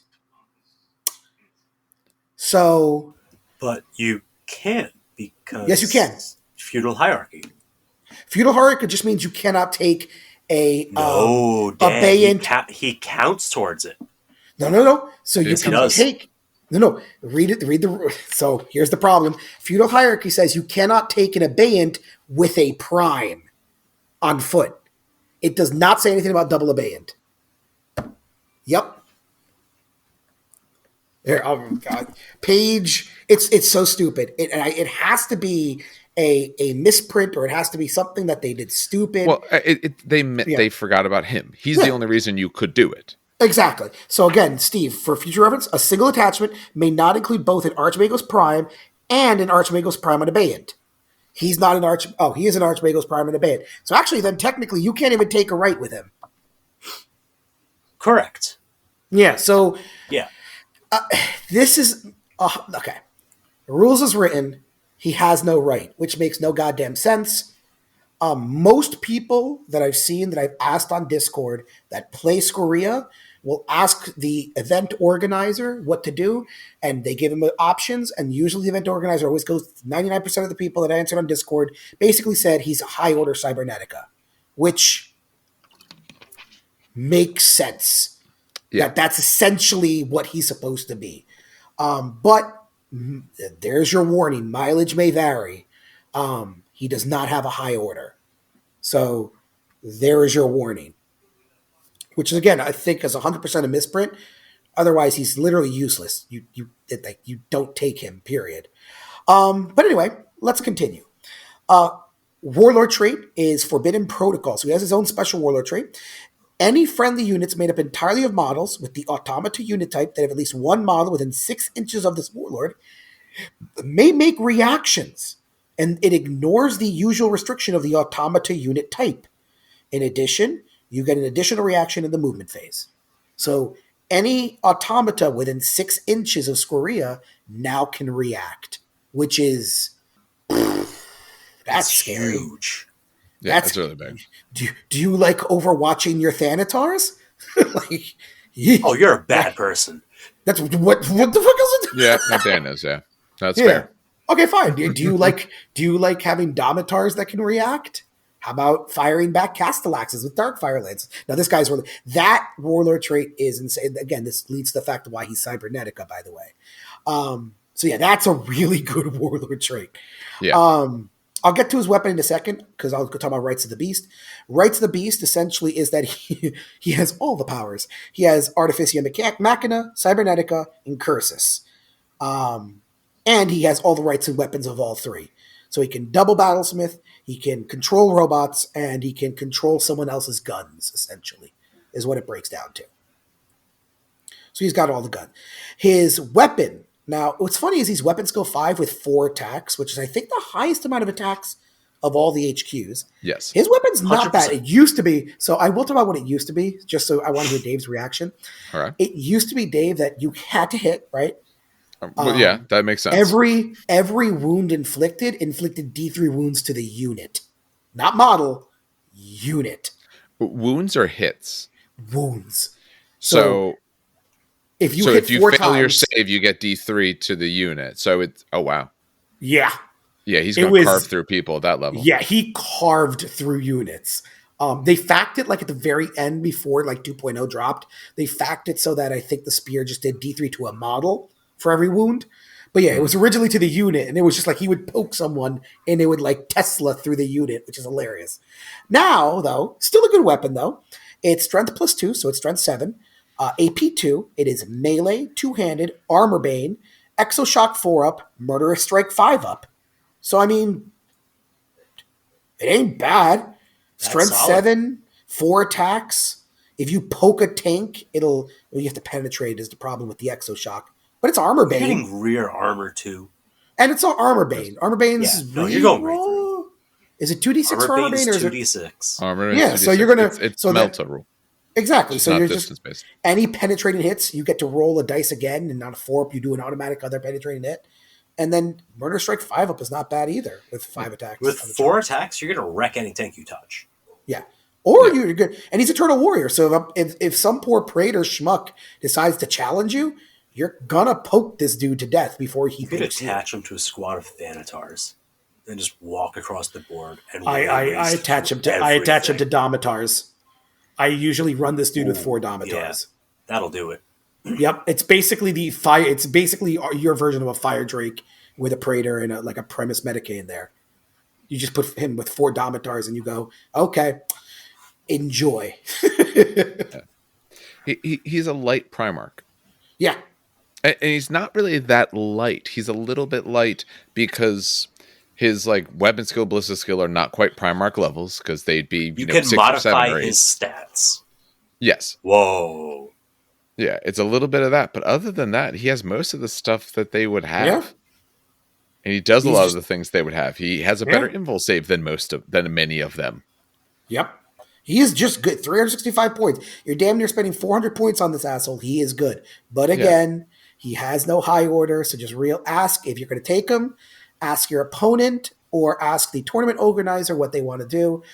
And again, 99% of the time, they'll just do high order Cybernetica because that's literally his job. Yeah. That's literally his fluff, his job, and what he does. But as that just in case, ask. Yeah. No, absolutely do that though. But I don't know if I would run trader stuff personally for this, but I do really like him. I do think he is very good. I think he's very expensive, but that helps out. And some of your units, depending on what you take, some are expensive, but so you got some really cheap troops and all. I have fill out not your used him squad. yet. Fun fact, I haven't used him yet actually in 2.0. I've been fucking around with my Myrmidons, but All right. I do Well, want to we'll- eventually we'll- use him. You should. Yeah, we'll do that in a battle He's a report. nice model. He is. He's what I did spend a lot of time on him. Good. All right. So there is one more HQ choice. Steve's going to take this one because Oh we no! talked about the other ones. Oh no! I would have it in front of me. Oh no! Do you not? No. If you don't, I I'll do it then. Yeah, if you have the document, I got it in front of me. Yeah, that's All fine. right, just- I'll do this one then. Send it home. Okay, that's not a problem. Okay, so this is Inar Satarael. Satarael. Yeah. Sure. The snail boy Snowboy. Yes. Snowman. Super scary. model. So he's 185 points. So this is coming from the legacies. So much like they did for the legions, they put out legacies for Mechanicum. This is the only HQ unit, but they added quite a few units to this. So for Snailman, he is move 6. He's a slow snail. Weapon skill 4. He's ballistic skill with strength of toughness. Ballistic skill and strength 5 with a toughness of 6. He's got 5 wounds. Initiative 3, so he's a little bit slower with his base 2 attacks, as they all do. Leadership 10, 2 up save. We better see sooner or later something actually have a good amount of attacks. So far, it's all terrible. No, I'll help you out.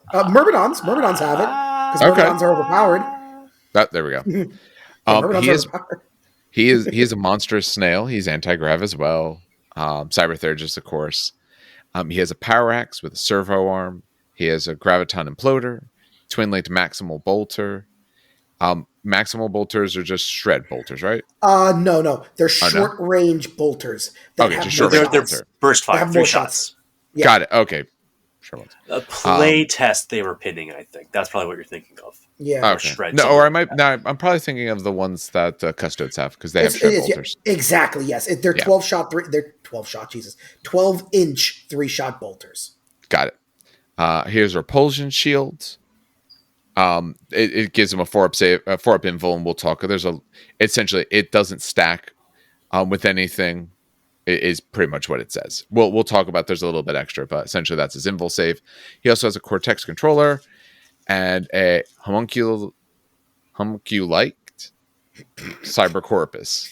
You gotta love All these right. Mechanicum words, man. Yeah, it's almost homunculus, It's, but not it's quite. literally someone looked at words. It's a and they were homunculus, like, I want but to light. make a GW word, and that's what it was. Yeah.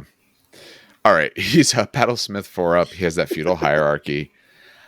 He's an independent character. He's a master cybertheragist. Pride of place. Again, he's a big old snail man, so he can't get into any vehicles. He has Archimandrite for his high techno arcana. He's stubborn, got to feel no pain 5-up, and he is also a traitor. So, as it says, for his orders, the Archimandrite, he has Archimandrite, high techno order, and he can't take any others. Additionally, if an army that contains Inar contains one or more Archmagos Prime, with or without Abeyant, the Archmagos Prime that may or may not have an Abeyant may not select Archimandrite. So he is, and if you take someone else, they may not be. Did they tell us what he counts as? Allied detachment one, right? Yes. They did not That tell makes us what he sense. counts as because this is not the greatest written book. Yes. So in the FAQ, just to clarify for people, in the FAQ for feudal hierarchy, they told us what all the other characters counted as. And essentially, every character was a prime. And if they were an Abeyant, they were a prime on an Abeyant. This guy, okay, he might not technically be an Abeyant, but for all intents and purposes, that because he's a monster and all. But they're telling you you can still take a prime with him. So he doesn't count as a prime for intents and purposes here. Well, hold on. Yes. The reason they say that, though, is because Archimandrite's the one that lets you take the Allied Mechanicum detachment. Yes. That's why they mentioned the second one at all, because he is still part of the whole feudal hierarchy. And regardless of what he counts as, it would have the same effect where he's the only one. It's the primary detachment. Yeah. Okay. That works then. Repulsion shield, like I say, it's got 4-up invul save. It cannot stack with any others, but can benefit from rules like cyber familiars that would increase it. It says additionally, so that's the standard stuff. Additionally, each time that Inar makes a successful and vulnerable save on a roll of a 6 against a shooting attack, not made as part of reaction, that unit that made the shooting attack suffers a strength 6 AP dash wound. So if it's not during a reaction and you save it on a 6, they take a strength 6 hit. And his last thing, his homunculitic cyber corpus. I'm going with that. I don't care how it's said. It's crazy. I'm terrible with names. No, it's GW. Don't even. It's just GW. The rule works the way it makes sense. I understand, like, the rule fits the idea. It's the way they wrote the name. Thing. When Inar loses his last wound, but before he's removed, all models, friendly or enemy, that are within D6, suffer an automatic hit at strength 6 AP dash, so he explodes. In addition, in any battle, when he loses his last wound or otherwise removed from play as a casualty, the rolling player has to roll D6 on a 4-up. The opposing player scores no victory points for destroying him in any way. So he explodes so good, there's nothing left of him for you to claim the victory of. So the fluff is that he's so afraid of dying that he literally explodes his body and then teleports his mind somewhere else. He's like he pulls a Rick Sanchez. Yeah. He's got like a little just a new body to upload into, blows up the original. Yep, that's essentially what it is. He's so afraid of dying that's essentially what it becomes. I do like that. And when you read a little bit of the fluff, you get that feel as well, that essentially he feels almost the way they described it is that he's like trapped like in his body, and he knows like how bad and damaged it can be and everything like that. So 185. I mean, he's fine. Uh, I get if you're looking to do the ally stuff because that's really what he does. If you're not looking to do that, pass this guy on by. Compared to some of the other ones, I just like the other ones more. Some of the other special characters that we talked about, but this guy was a good addition, and like I said, he's in the fluff. He's in the story, Yeah. so put him in the game. Yeah. But I'm not What super I'm thrilled big with him. sad about, by the way, super big sad moment. Yeah. The rule that if you get shot and you save, right, it's a strength shot back. Yeah, I forgot what it was called. That rule used to be that any save of a 6, you shoot that weapon back. that's so much better. He reflects the shot back at you, Yeah. which was so goddamn funny because he can reflect melted guns.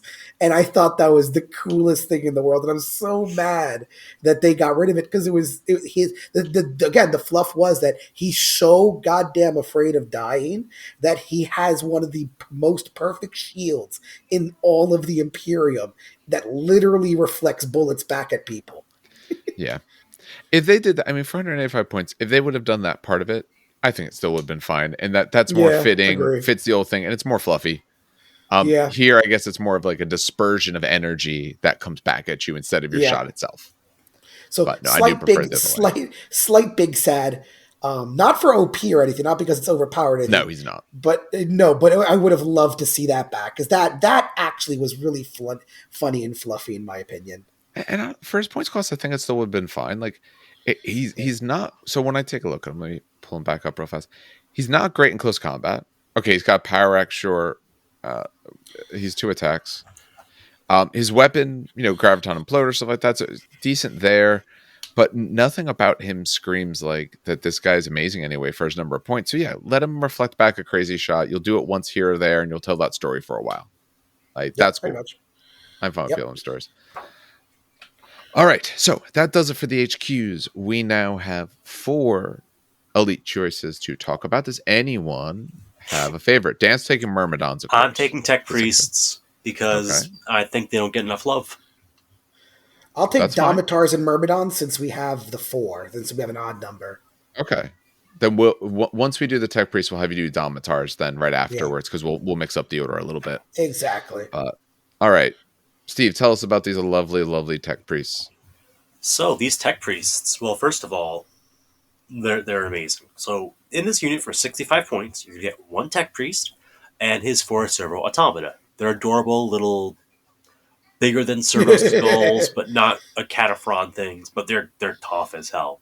So the little Tech Priest that is in command has movement 6, weapon skill ballistic skill 3, strength 3, toughness 3, because he's just a lowly priest. This man is a mere mortal, only beginning to learn the way of the machine, but he's just so excited about it, he's going to go out to the battlefield and prove himself.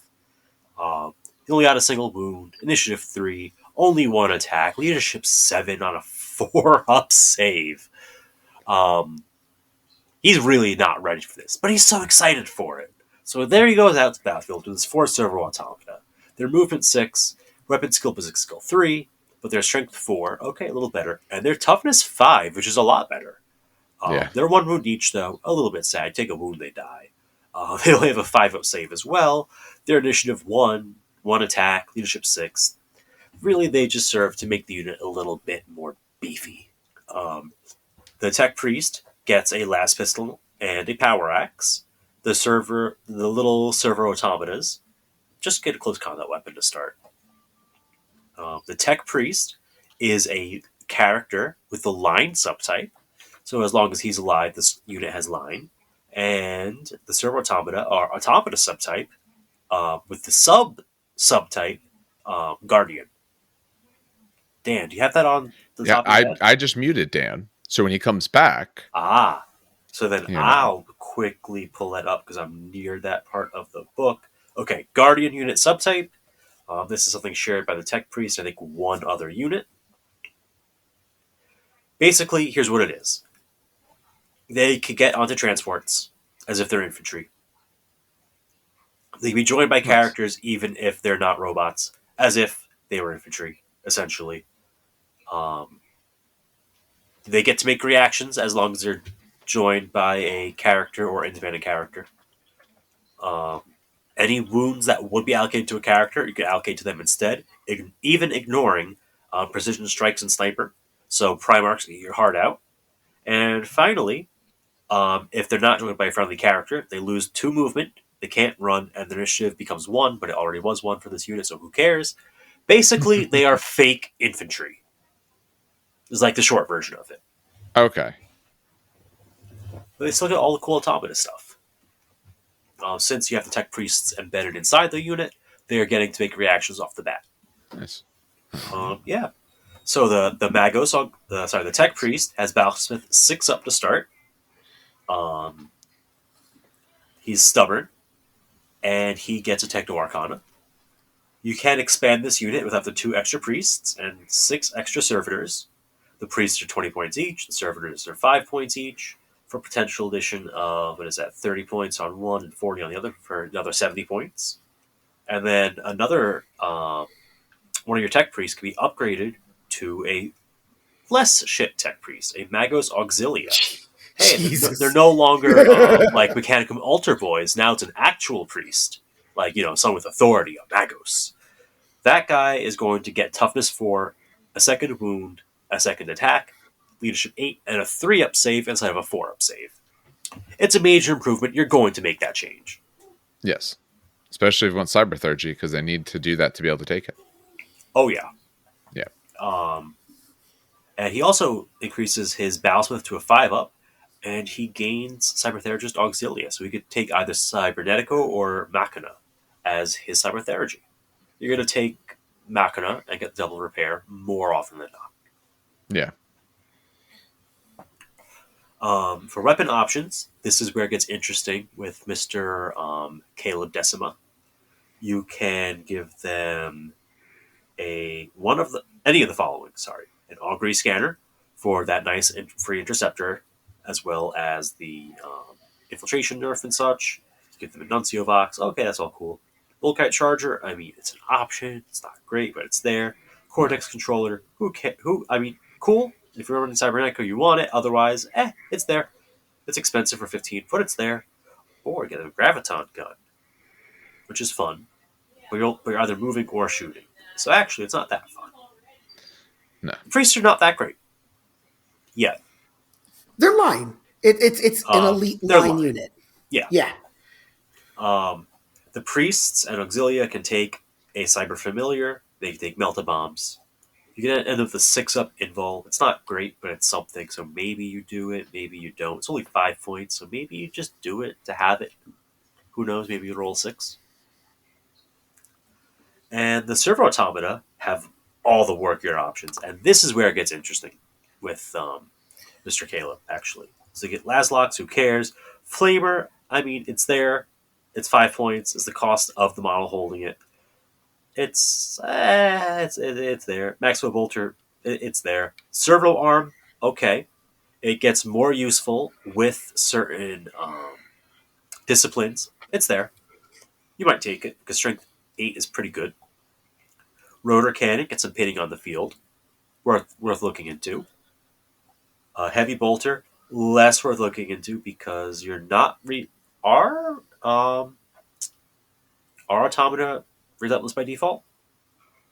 That's a fairly damn good question. Give me 5 seconds. Okay. I just had heavy that bolters and multi-beltas. Multi-beltas with Ignores Cover and Sunder is hilarious. Yeah. So, okay.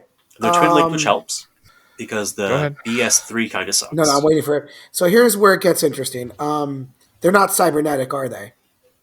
Nope, just Automata. No, so, fun fact, Automata is not in the Mechanicum book. It's going to be in the Legion book. In the main rule book. Yep. It's main rule book. So give me 1 second, because I have the Excel sheet.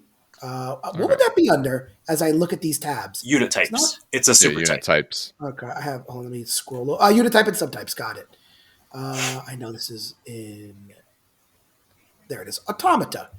So they're fearless. Nope. There's nothing about being relentless there. Yep, nothing. Cybernetic gets it, but not Automata. Okay, so they will not be relentless, even though they're Automata. Very important to note. So if you're moving with those heavy weapons, you are snap firing. Yeah. which don't take then. Honestly, I've seen people take these, and what they use them for is cheap elite line, and then they load up their troop slots with cast. People use these guys when they have a cybernetic army. Makes Yeah. sense. So they take the Castellax as line troops, and these guys are elite line, essentially. Yeah. They can also heal if they need to. Running through their special rule Techno Arcana real fast. Each unit picks a Techno Arcana. The 3 default options are Engineer, Lacrimalis, and Reductor. So if you're an Engineer, you get a free servo arm on each dude. Pretty sick. While you contain any Servo-Automata, they improve their Battlesmith rule to Battlesmith 4 up, which is dope. That makes them significantly better at fixing stuff. Servo arm gives you +1 to Battlesmith or +2? No, it does not. It doesn't at all? Only the Magnetor array gives you the bonus. Okay, got it. Okay. Next option, Lacrimalis. The unit, basically all the models in the unit, gain Field Pain 5 up.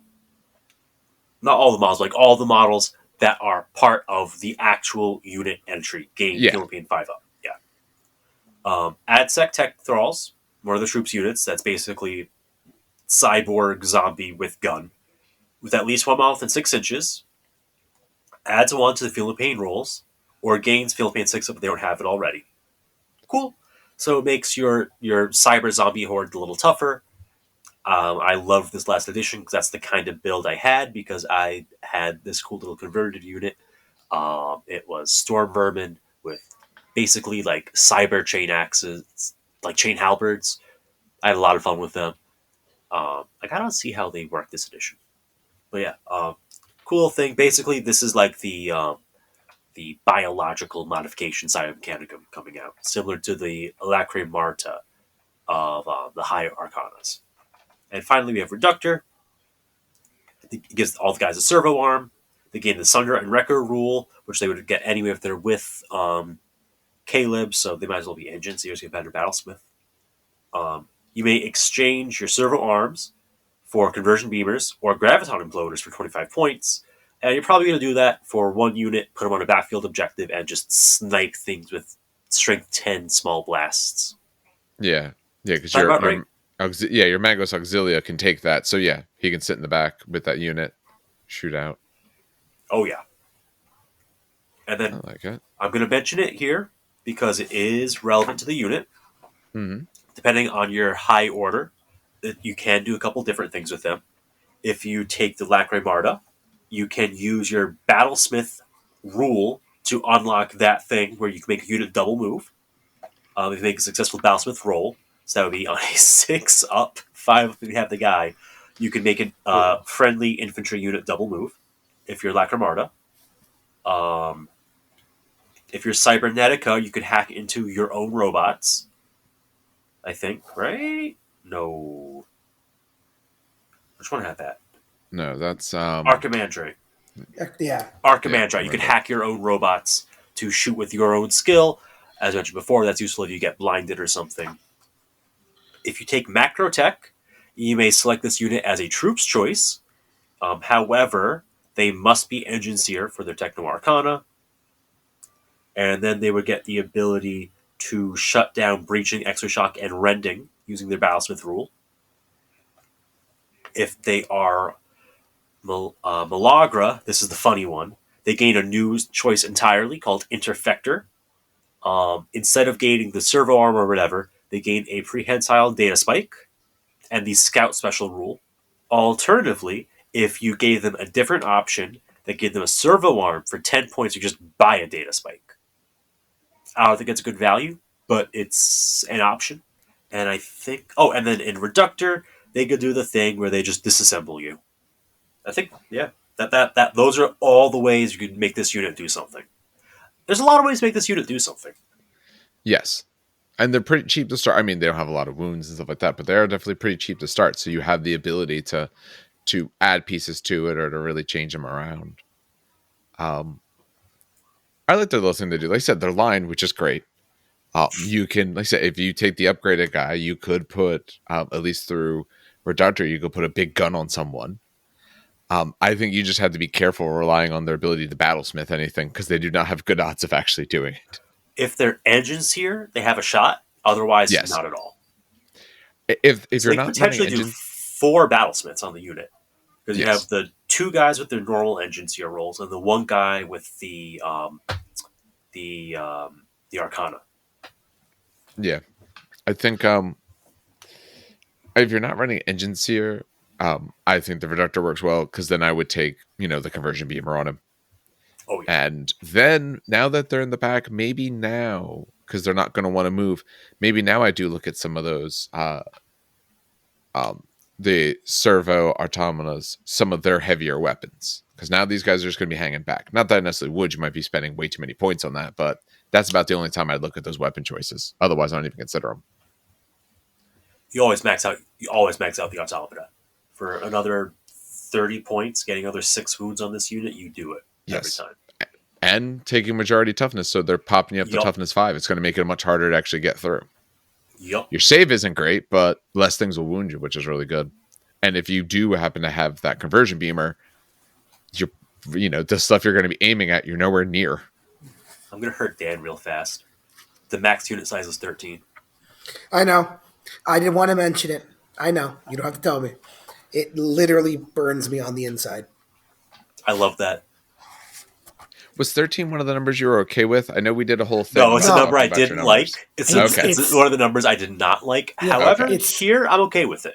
5, because 10, it hurts 20, 30. 5, 10, 20, 30. I'll allow 3 because custodians come in 3, but I still take them in squads of 5. But it's 5, 12, 10, and 15 because they have good factors. 15 still annoys me. Nah, 15's perfect. It's 3s and 4. 3s and 13, 5s. 13 is why. I don't know why. 13 has no reason to exist. Neither does 14. All right, let's go on to the Domitars. We'll go out of order here for a moment. That way Dan doesn't talk about the other 2 units back to back, but we'll do some Domitars. So Domitars are my second favorite unit. For those who don't know, okay, this is one of the few units where do not look at the Forge World pictures at all. Do not look at. They posed it just no. Look at how people do. They're so wooden. Yeah, don't look at how Forge World. Look at them right now. Look at this. So really quick, Dave. While I'm talking, look at these ones. Yeah, look at the Forge World ones. Look how they posed them. Look how they painted them, and then just Google Domitar Battle-Automata and look at how people did it. Where are these jerks? It's just they're awesome. They look amazing in person. On the website, they just look so stupid. Oh my god. So the problem is they went old classic model style. So when you used to have to metal cast models, any bit of depth to the model was a difficulty. So that's why you see a lot of old models are essentially on a flat plane. Like they have depth to them, but their arms are always exactly perpendicular to their bodies, maybe arm up, stuff like that. Not much else. Because it was a difficulty to cast anything else. I didn't know that. Okay. Yes, that's why old models always look that way. Those arms and legs are completely posable. My guys are breaching through walls and shit.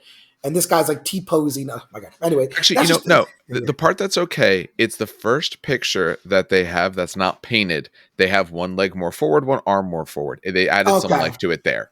But yes, the painted ones are very, very static. So there's your slight warning. They look amazing. Just don't go off the Forge World picture. So Domitars are your automatas. They are 145 points. They are Cybernetica.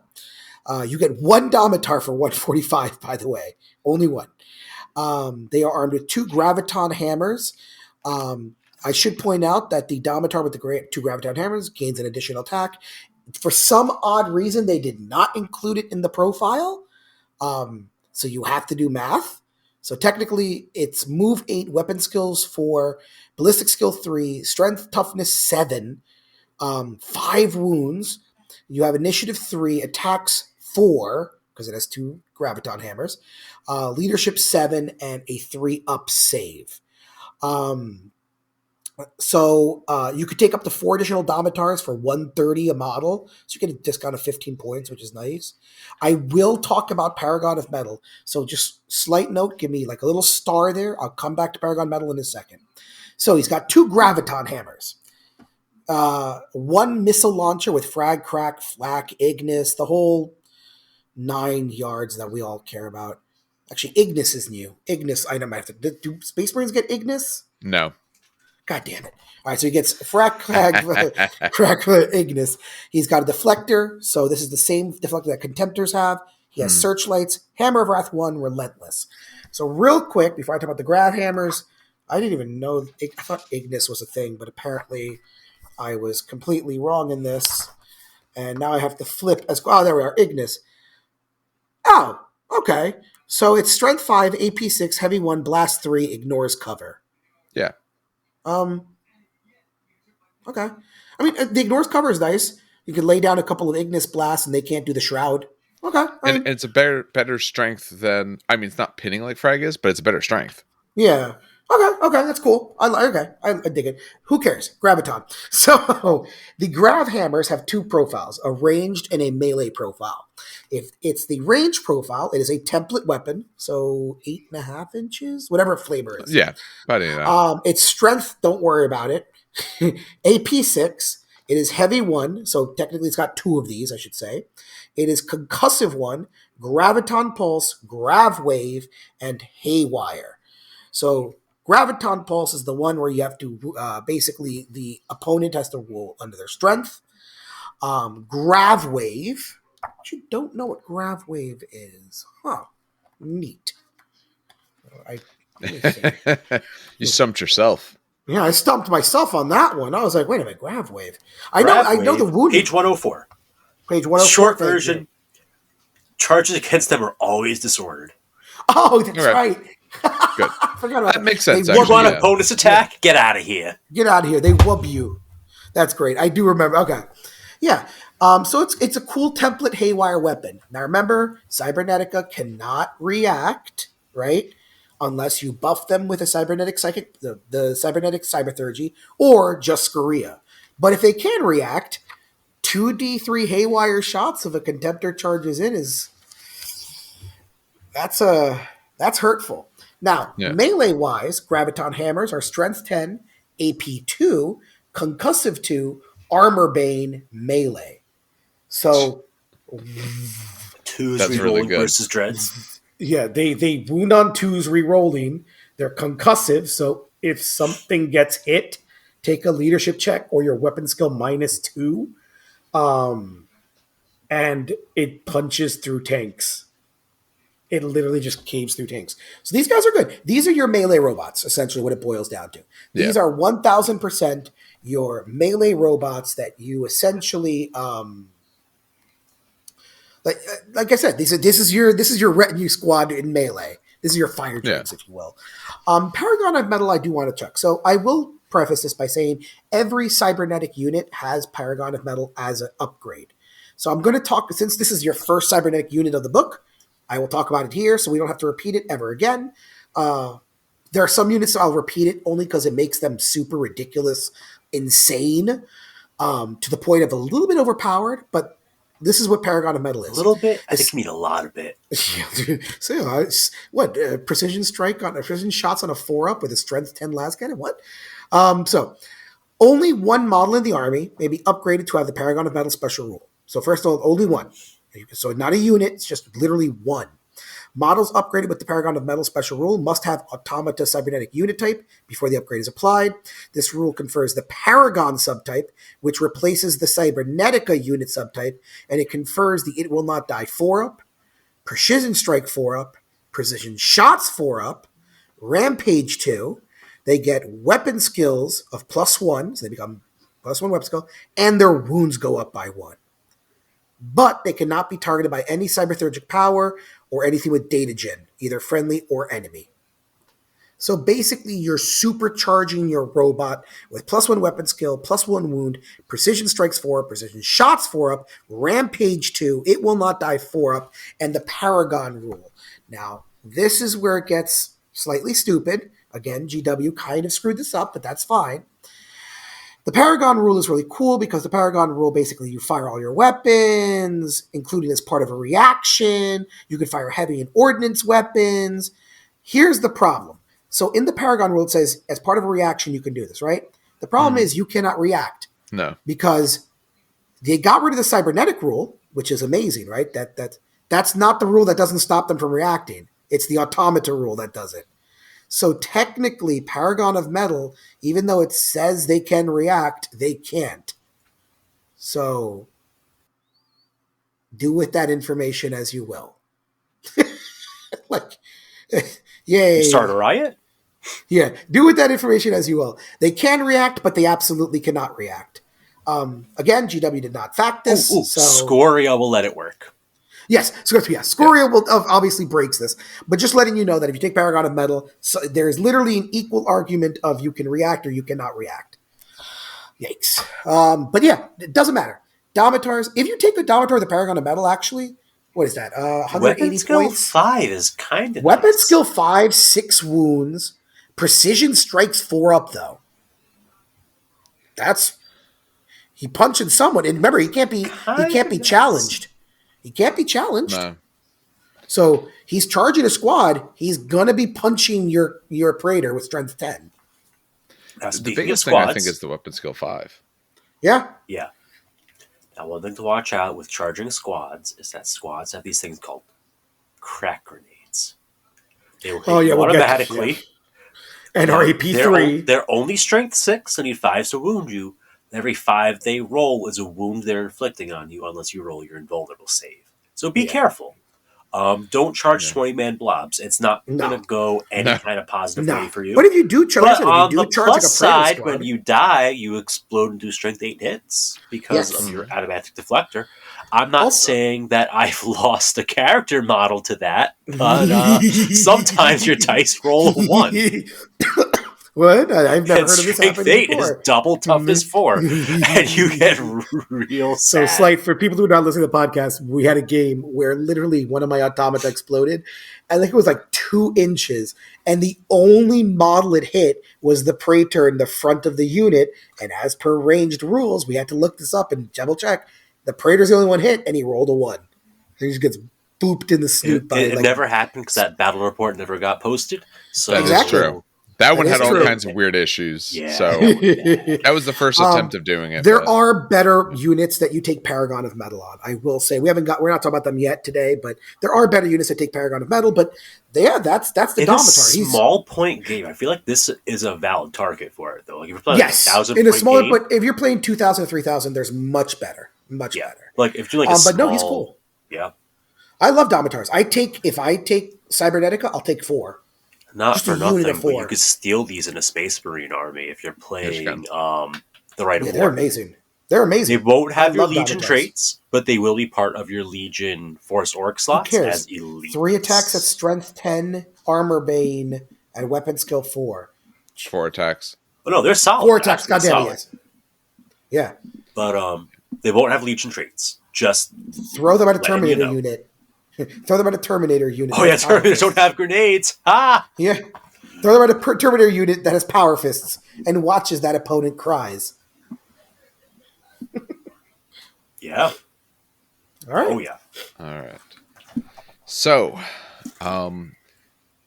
Steve, do you want to take the other guy? Because I know Dan's doing Myrmidons, or do you want me to so your voice can rest a little more? No, I got a bit of a break. I think I'm ready to go back in, Coach. Put me in. So, there's another unit. This is another unit that annoys me because it's just more, hey, loyalists, here's some stuff. Get bent traders. Get on the good side. Because that's the problem with the Mechanicum. It really is the trader forces that had the technical true claim to be Mechanicum. The 40k Mechanicum are imposters to the throne. And these guys only serve to worsen the illusion because they are special rule loyalist. But what they are is they are tech assassins. They're supposed to root out heretics. Now, you're a heretic when you don't follow your state religious head. And when your state religious head says, hey, we're joining Horus, he has functioning STCs, guess what? Your state religion goes, yes, we like Horus. He's giving us STCs. But yes, what do you do? For 0 to 1, unless you do the weird thing with the high order where you go all out assassins, and for 85 points, you get a movement 7, weapon skill 5, ballistic skill 5, strength 5, toughness 5. That's a lot of 5s.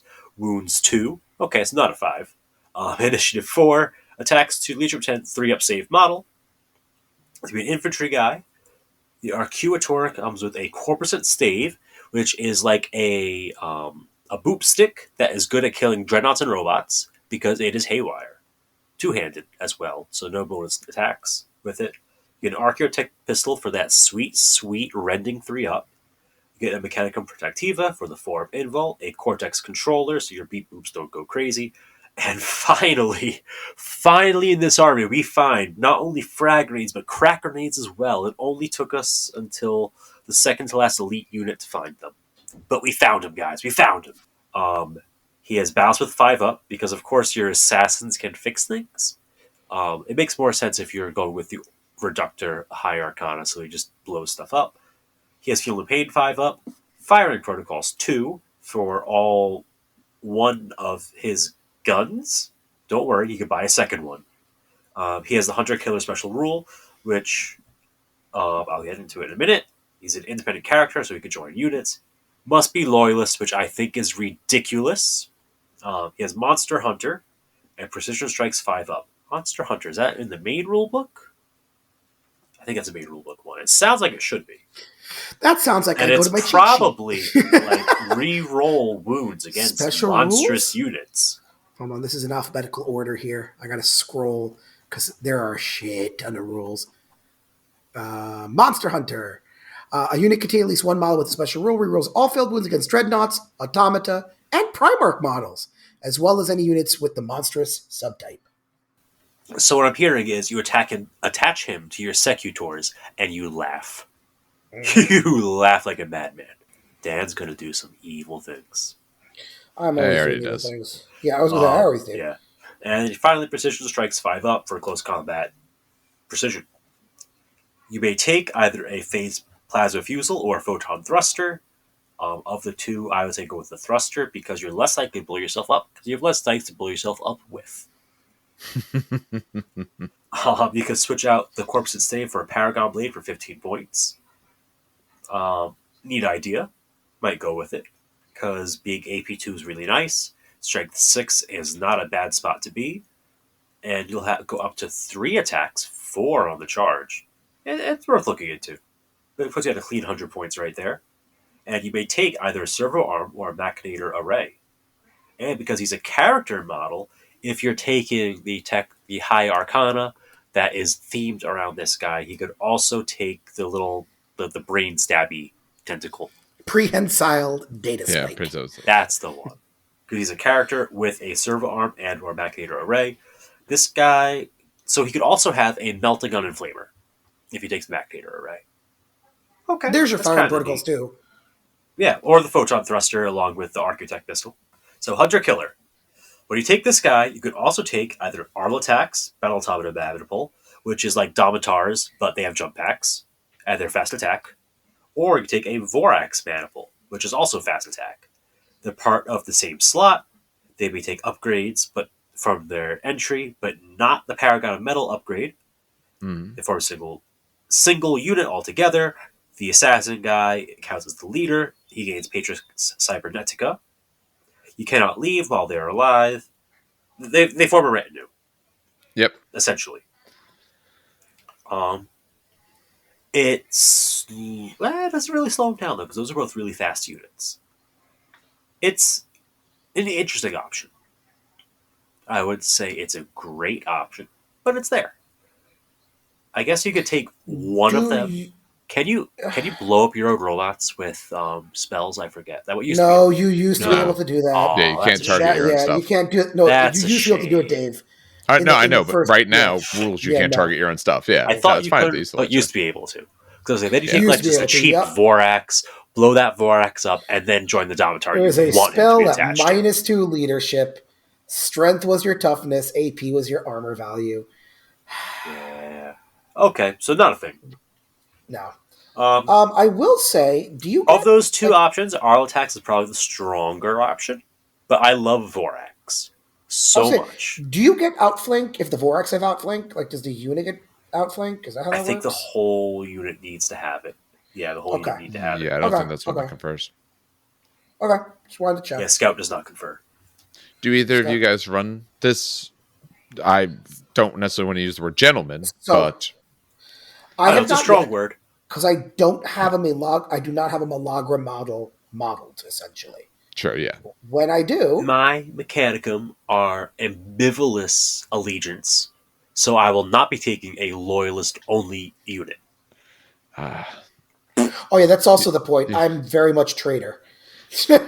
My forces are exceptionally traitor. You guys let such labels stand in the way of your fun. No. Like I'm literally like I don't think you understand. Scoria. Well, if you run Scoria, yes. If you don't run him, you could call yourself whatever you want. True, but I'm also painted as a Xanax, so. But also, You my historical Mechanicum's not ready. You're gonna say that. My Mechanicum is not ready to have a proper detachment yet in this edition, so I haven't really looked into running this guy yet because he's not that high on my priority. It's like he's cool. I love to see someone run him, but I personally am not in a rush to do so. I do want to see someone run like a unit of him, because that's what you can do. You know, you can run a unit of him, so that would be interesting. All right, we got one thing left. Yeah. Last but Dan not will explode least, if he doesn't talk about him. No, it's so okay. So oh yeah, Dave, you're covering this one, right? Yeah, shut up. What So, Dan doesn't realize, I could literally just like mute him now. No one hears it and just do it later. No, it's fine. Just backfill the audio. Yep. Oh my god, could you imagine? So little side story about these Dan's guys. audio. Yeah, unbelievable. So when I was playing in 1.0, I played Cybernetica, and I really, really wanted to do Myrmidons, but they were really bad in 1.0. Like really, really, like actively hurt you to take them kind of stupid. So I never bought them because that's just feel bad. You know what I mean? Yeah. When the announcement for 2.0 dropped, and Dave remembers this, I was like, you know what? I'm going to buy some Mechanicum. I already have all of Cybernetica. I don't really like the tanks, what they look like. So let's just buy like roughly old version 3,000 points of Myrmidons. You know, because the playtest leaked and the Myrmidons in the playtest weren't bad. Plasma was AP4. They were 3 wounds, right? They were still breach 4 up, but you know what? It's you know, it was 3 wounds, AP4 plasma guns. It wasn't bad, right? So I bought 30 of them. Well, 15 Secutors and 15 Destructors. The rules drop. So let's talk about these rules. So as a reminder, remember, I came into this thinking they were going to be 2 to 3 wounds, which is what they were in the playlist, and AP4 guns. Okay. Myrmidons are 150 points. They do come with a character in them, like a sergeant, essentially, called a Myrmidon Lord. Their stat line is basically movement 6, weapon skill 4, ballistic skill 5, strength and toughness 5, 4 wounds, initiative 2, attacks 3, the leader has attacks 4, leadership 8, the leader has leadership 9, and 3 up save. 150 points will get you 3 of them. They're all heavy, so they can reroll against blasts. They're armed with a Myrmidon axe, which really quick, because I know what this is. It's a strength 7 Sunder unwieldy AP2 axe. So it's a strength 7 Sunder power axe, essentially. They're armed with 2 Maxima bolters. So each dude gets 6 shots at 12-inch range at strength 4. Refractor fields, so they all have invulnerable saves, 5 up. They all have frag grenades. They're all bulky 3. They all have firing protocols 2, so they could fire both of their weapons. They have hatred, so in the first round of combat, they're re-rolling their hits. They're relentless, and they are stubborn. So already, this is a very powerful stat line, and I'm going to come out and say it right now. This is the strongest unit in the Mechanicum book, tied with Thanatars when we talk about heavy support. This is the strongest unit by far. You take them, and you take like more than 3 squads, you're probably going to pummel your opponent to the ground. But it gets worse. And by the way, what makes them good is the 4 wounds, honestly, in my opinion. There's no reason why they should be 4 wounds at all, in my opinion. But that's, again, my opinion. I don't make the game. So let's talk about what makes them even more powerful. Essentially, first of all, you can take up to 7 more Myrmidons for 45 points each. So you can have 10 Myrmidons in a squad. What makes them interesting is that you can switch out their shoulder weapons. What's cool is you can switch out one shoulder weapon, or you could switch out both. So you can actually kind of mix and match the squad, which is actually kind of cool. So you can switch out the Maxima Bolters for Volkite Chargers. So basically, the difference is you go from 12 inches to 15 inches. You lose a shot. You go from strength 4 to strength 5. You lose an AP. So you go from 4 to 5, but you get deflagrate. So I think it's pretty horizontal on that one. Dave can probably run the math on that. So what? It's a free upgrade, so Yes. it would be. What overall technically would happen is, on pure decent rolls and all, it is a bit stronger, but you do have less shots. So like if everything goes your way, the Maxima Bolters probably work out better. On average, these are probably a little bit better because of the deflagrate and the better strength. But it's a toss-up. Also, the less or the worse Salamander's AP, friends will love you. Yes. Fun fact: the AP does matter if you're facing Mechanicum. Also, those Stalax get hit with AP4, and you're like, "Oh shit!" Yeah, it will carve through them. Oh, sorry, AP5. They're both AP5. Apologies, my podcast listeners. Yeah, they're both AP5, so never mind. So you could take a Graviton gun. So now we're getting kind of interesting. So Graviton guns are 5 points each as an upgrade. It's range 18. It's a blast, concussive 1, Graviton, Pulse, and Haywire. So now this little squad of 3 can shoot 6 small blasts, that are wounding Space Marines on a 4 or less, right? And now that terrain underneath them is difficult and dangerous. Oh, but wait, there's more. Wait, there was more to that Graviton gun, or is there more weapons? They're Haywire. Yeah. Oh, I already saw. Yeah, I didn't even. I skipped over Haywire. Yeah, also, Haywire is the most important thing because it goes, "Hey, Dreadnought, now you're dead." Bye. Yeah. Bye. Also, wouldn't the wounding be on a 3 or less because isn't it under there? No, isn't it at or under? I think they changed it this edition to be at or under. Oh my god, I gotta check. Yeah, I think it's at or under, but someone check me. I will check me while I do this. Yeah, I think it's at or under, but the IRAD cleanser. This one is, I think, 10 points each. Yeah, so for if you replace both shoulders, it's gonna be 20 points. That's how that works. So the IRAD cleanser is straight up under. Yep. Basically, straight up under. Okay, it's a strength test. A strength test. Got it. All right. Okay. The IRAD cleanser is a flamer, so template weapon, strength 2. AP5, Assault 1, Fleshbane, Radphage. Who cares about Radphage? It's Fleshbane. It's if you position this correctly, all of a sudden you have a bunch of flamers that wound on it too. Mm. Oh, Dan rated this so low, and then he ran it once and went, No.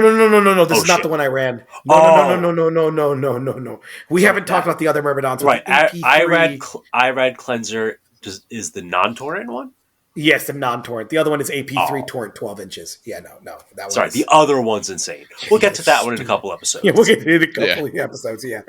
The last thing, and this is what really kind of kicks them over the edge, and this actually does piss me off, by the way.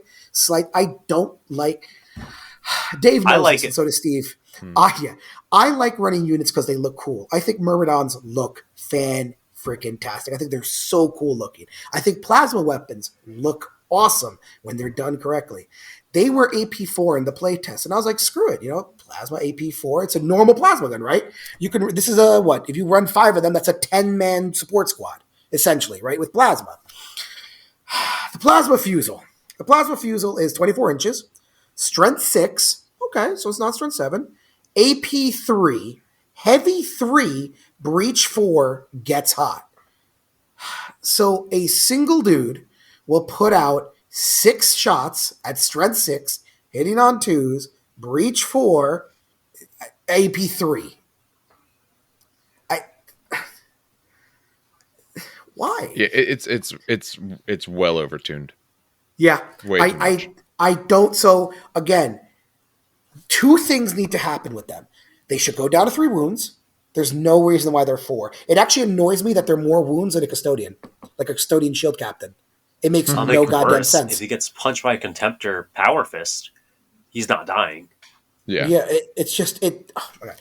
And then the fact that the plasma is AP3 with 3 shots, it should have just been AP4. Why is it AP3? Like I don't literally understand the concept of why they did this when all plasma in the game went to 4. And it's funny because you look at I'm looking at the chart now. You look at the plasma pistol, 4, plasma gun, 4, plasma cannon, 4. The mortar, the literal Thanatar mortar, 4. Only until you get to like Titan weapons do they hit AP3. But no, these suckers got AP3. I don't know the reason. And for 370 points, I'm trying to remember because I do run 5 of them. For 375 points, stick them in a tank, they pop out and do 30 shots. That hit on 2s. That's the other thing, honestly, that's big. Because when you think of a lot of other plasma squads, say as a Space Marine player, I usually hit on 3s. Hitting on 2s means only thing that's going to not go through is the things that hurt me. And it's even worse, Dave, because it's like 30 shots with plasma, but a squad of 5 is 20 goddamn wounds at toughness 5. Yeah. Because they're 4 wounds each. Yep. Now, side note, you're only 3 up save. You are only 3 up save, so the plasma will cut through your armor, but you have an invulnerable save, so you're still somewhat safe. It's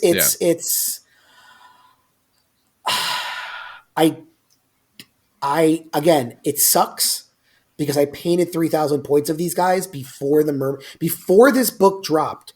I had them painted and ready to go. I was super excited. And then I remember running them against, I think my first game was against you. And me and you looked at each other and we were like, this is horse shit. Yeah. This is literal fucking horse shit. Yeah. And I apologize for the cursing, but no one's able to correct that. Nobody was like, aha, here's the answer. And it sucks because it's one of those lists where it's, I think, and I dare say it, I didn't even say this for Stone Gauntlet, by the way. I think this is quite possibly what I ran with the list I made is just an unbeatable list. For those who don't know in the podcast, it's 15 Myrmidon Circutors. Okay. 15 Myrmidon There's a way to beat Destructors. it, but it's not pretty. You need to put everything into blowing up the Thanatar. And then you just hope your life to score. Wait. On objectives. Oh, the Thanatar. You mean the Thanatar that passes out objectives? That gives them line. Okay. Yes. If you take away their line, you have to hope something survives the Scoria point at the end of the game. End of the game, or hope it's a progressive scoring game. The entire time, it's going to be an uphill battle, though. You're going to be struggling. It's just, it sucks.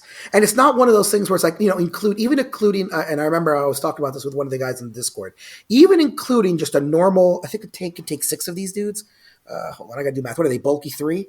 Yeah, bulky 3. So transport 22 is 7 dudes. Yeah, 7 dudes. Even if you take 7 dudes in a transport, they pop out. Nothing is that's what 7 times 6, 42. That's 42 goddamn plasma shots coming out of a tank. What is surviving that? I don't even think you can response. I don't think you shoot them. Drakes, they return fire. You charge them. Drakes, they overwatch. Give me a second. What's the toughest unit in the game? Let's say Stone Gauntlet because they can reroll invulns, right? These assholes. Well, these assholes. Well, the big thing is you need it to be a unit that has a 2-up save, because then at least half of the wounds that come through, or technically a little bit over half, but about half of the wounds that come through, they get full saves against. It's not that they'll kill anything. It's that if your thing's not in a 2-up save, you're screwed. If you happen to have a 2-up save, you got options. And then it's like, okay, maybe they suck in combat, right? That was the big thing me and Dave figured out very quickly too. Maybe they suck in combat. They don't. Nah. These guys have 3 attacks each, 4 with the leader. Sure, their weapon skill 4, but they're hatred. And so they're just 7.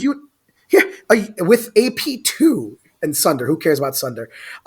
So a unit of 5 charging is going to get what? 15, 16 attacks, re-rolling hits at strength 7 AP2. Get the hell out of here. It's a very overtuned unit. And what should have happened, if you want my professional opinion, because I've played 40K enough to actually be pretty good at balancing. Points are always a big problem with me. Because as Dave knows, I don't do math good. No. me no do math very good. But I'm actually pretty damn good at balancing units. I think it's just from years of me not wanting to play overpowered. Honestly, for 150 points, they should be 3 wounds. And plasma should be AP4. That is my opinion on what should be done with this unit. Because now at 150 points, what, you think that's bad? No. In 1E, they were 2 wounds each, right? They were 2 wounds, yes. Yeah. But they were also unplayable. They were. Yeah. At 3 wounds, you have a nice solid, that's a 3-wound healthy unit. It matches Aquilons from the Custodians, right? I'm trying to stat here. And AP4. So it's not going to chew through TAC Marines as much as you think it will. And the thing is, things that would instant death them with the strength 10 got nerfed so hard this edition. That's true, but you know what? They're going to encounter the same problems that Aquilons do. Aquilons are 3 wounds at toughness 5, but they're a 4 up invulnerable. You just smack them with las cannons or something. That's like a different problem. You need to be strength 10. So Rasher cannons, which suck. A Dreadnought Chain Fist at strength 10. Hold on. You're nerfing yourself versus other Dreadnoughts to be able to handle these assholes. Demolisher cannons are strength 12 brutal 3 small blast. Yup. The small blast is what kills them. Yeah. They used to be large. Oh, that is true. But it's still brutal 3. Small blast. So if you smack 3 of them, that's 3 wounds at like brutal 3 each. So most likely your small blast isn't going to, unless your opponent did stupid things. They're on 40 mil bases, right? 40 mil, yeah. Yeah, you're lucky to catch 2. It's 3 2, if you scatter just right. Yes. It's 2 or 3. Custodians are different because they have the 3-inch coherency. They need to be 3 wounds, and the plasma needs to be AP4. 150 points is not bad. They used to be 180 back in first edition with 2 wounds. Literally, they were literally, it was an awful unit. You felt bad because they did nothing. Now it feels like now they do too much. They need to be 3 wounds. That's in my professional opinion what it comes down to.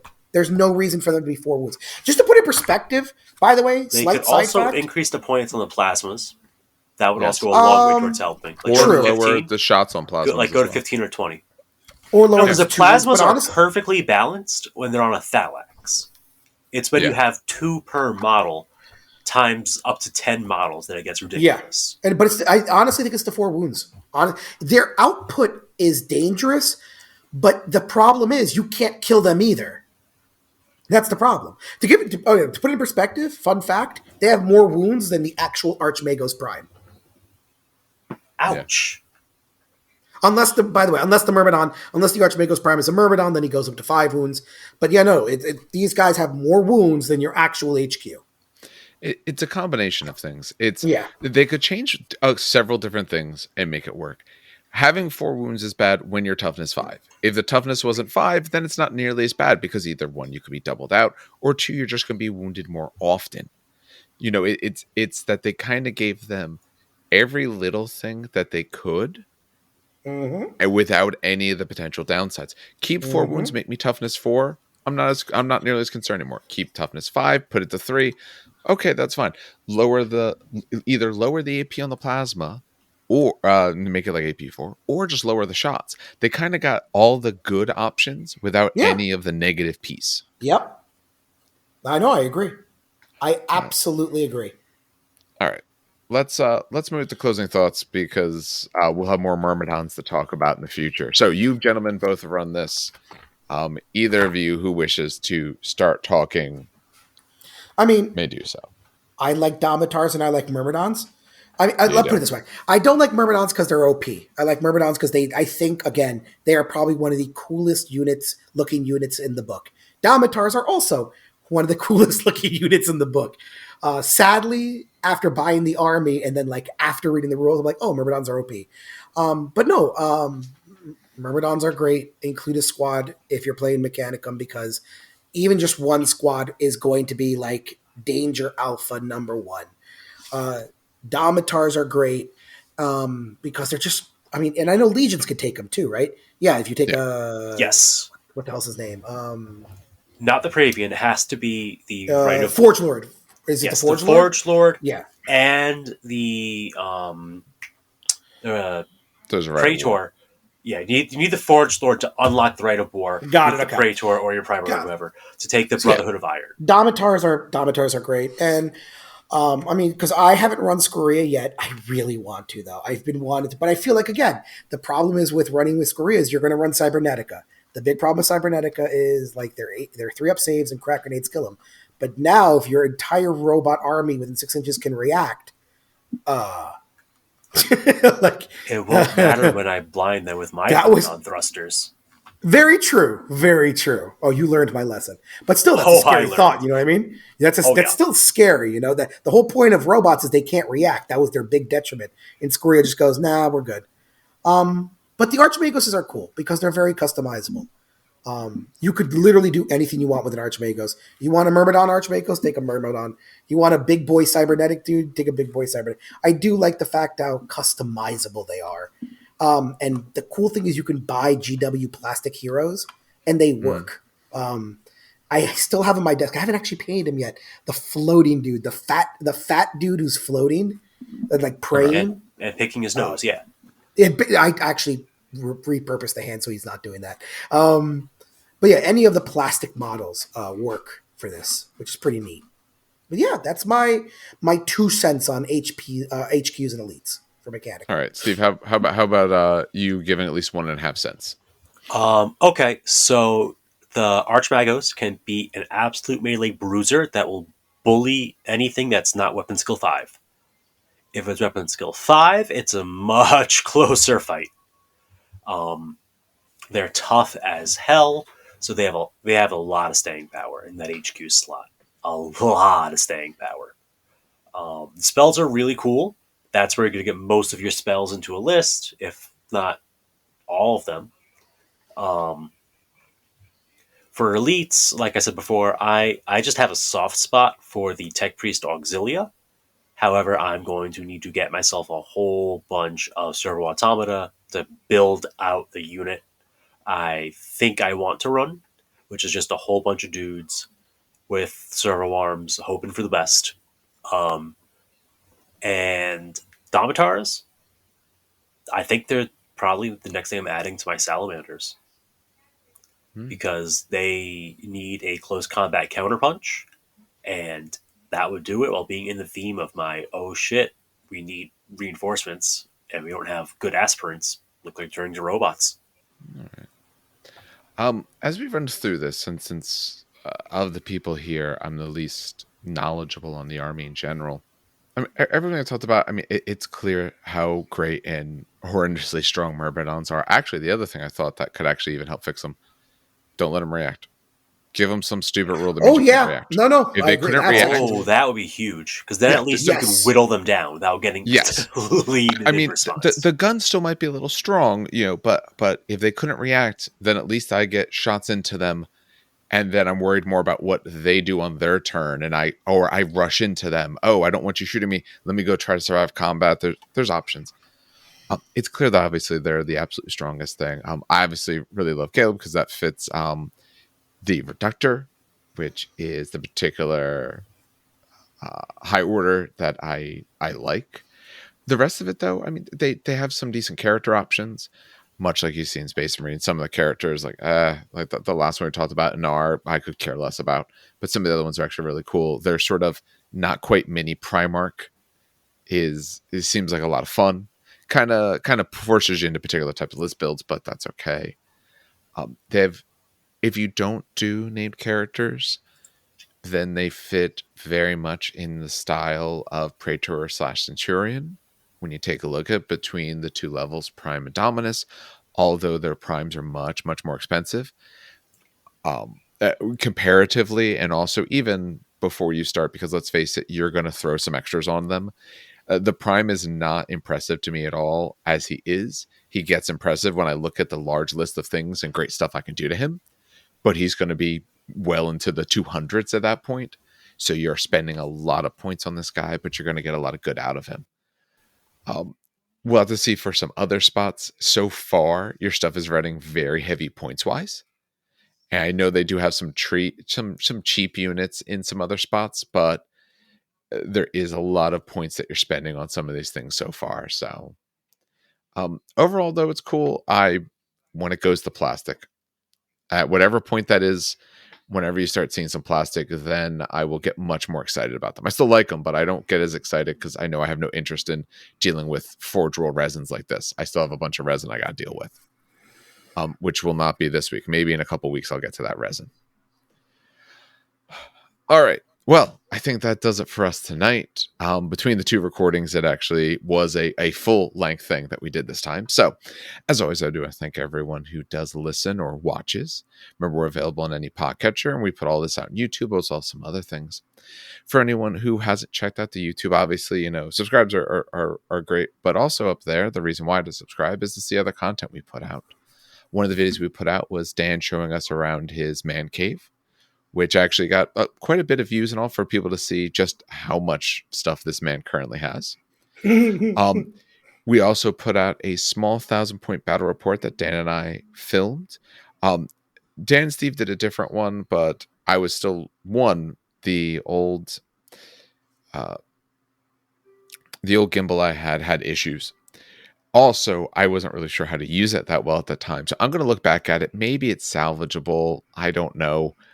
For the one we did, I had to do a decent amount of work on it, but I was able to get something that I liked. The other one, I'm not sure I will, because I accidentally hit wrong buttons and the camera rotated and all kinds of terrible stuff. So we'll see. But we do want to do more of that. There's a few other videos that I'm currently working on to put out as well. So we do have some exclusive content we put there. So if you're interested to see some other stuff, especially one thing I want to do as I'm currently building / going to be painting / getting into Conquest, we are going to discuss more of that. Dan and I were going to record something else this week, but I just ended up just being tired from work. So next week we're going to record some stuff to that, but I also have some solo stuff I want to do to that, more about the experience of getting into the game and that sort of process. We are going to be doing more battle reports. We have, like I said, now I have a gimbal that works a lot better. So we can do that style, but I do want to get some other camera setups to do a little bit more with that. Actually, this weekend, I will be at a giant mega battle, and I'm going to try to record some of that. Bits and pieces that kind of give a flow of the game. So it won't be an overall, because God knows how long that game's going to take, but enough of the key moments to be able to get a feel for it. So, all right. Well, those are all the things we're doing. Just as a reminder, we do have the Facebook, which Dan's supposed to be updating. I don't know if he has been. I don't think he has been, so I'm calling him out right here for not doing so. We also have Discord that will all be posted up. There'll be links to it on both Facebook as well as on the YouTube for all of that. If you want to talk to us, share thoughts, anything like that, pictures, come along with the hobby. We have all that kind of stuff there for you. So we have a variety of other things we're working on, and all that stuff will come out in time. Well, on behalf of everyone here then at the show, have some good hobbying and some great gaming.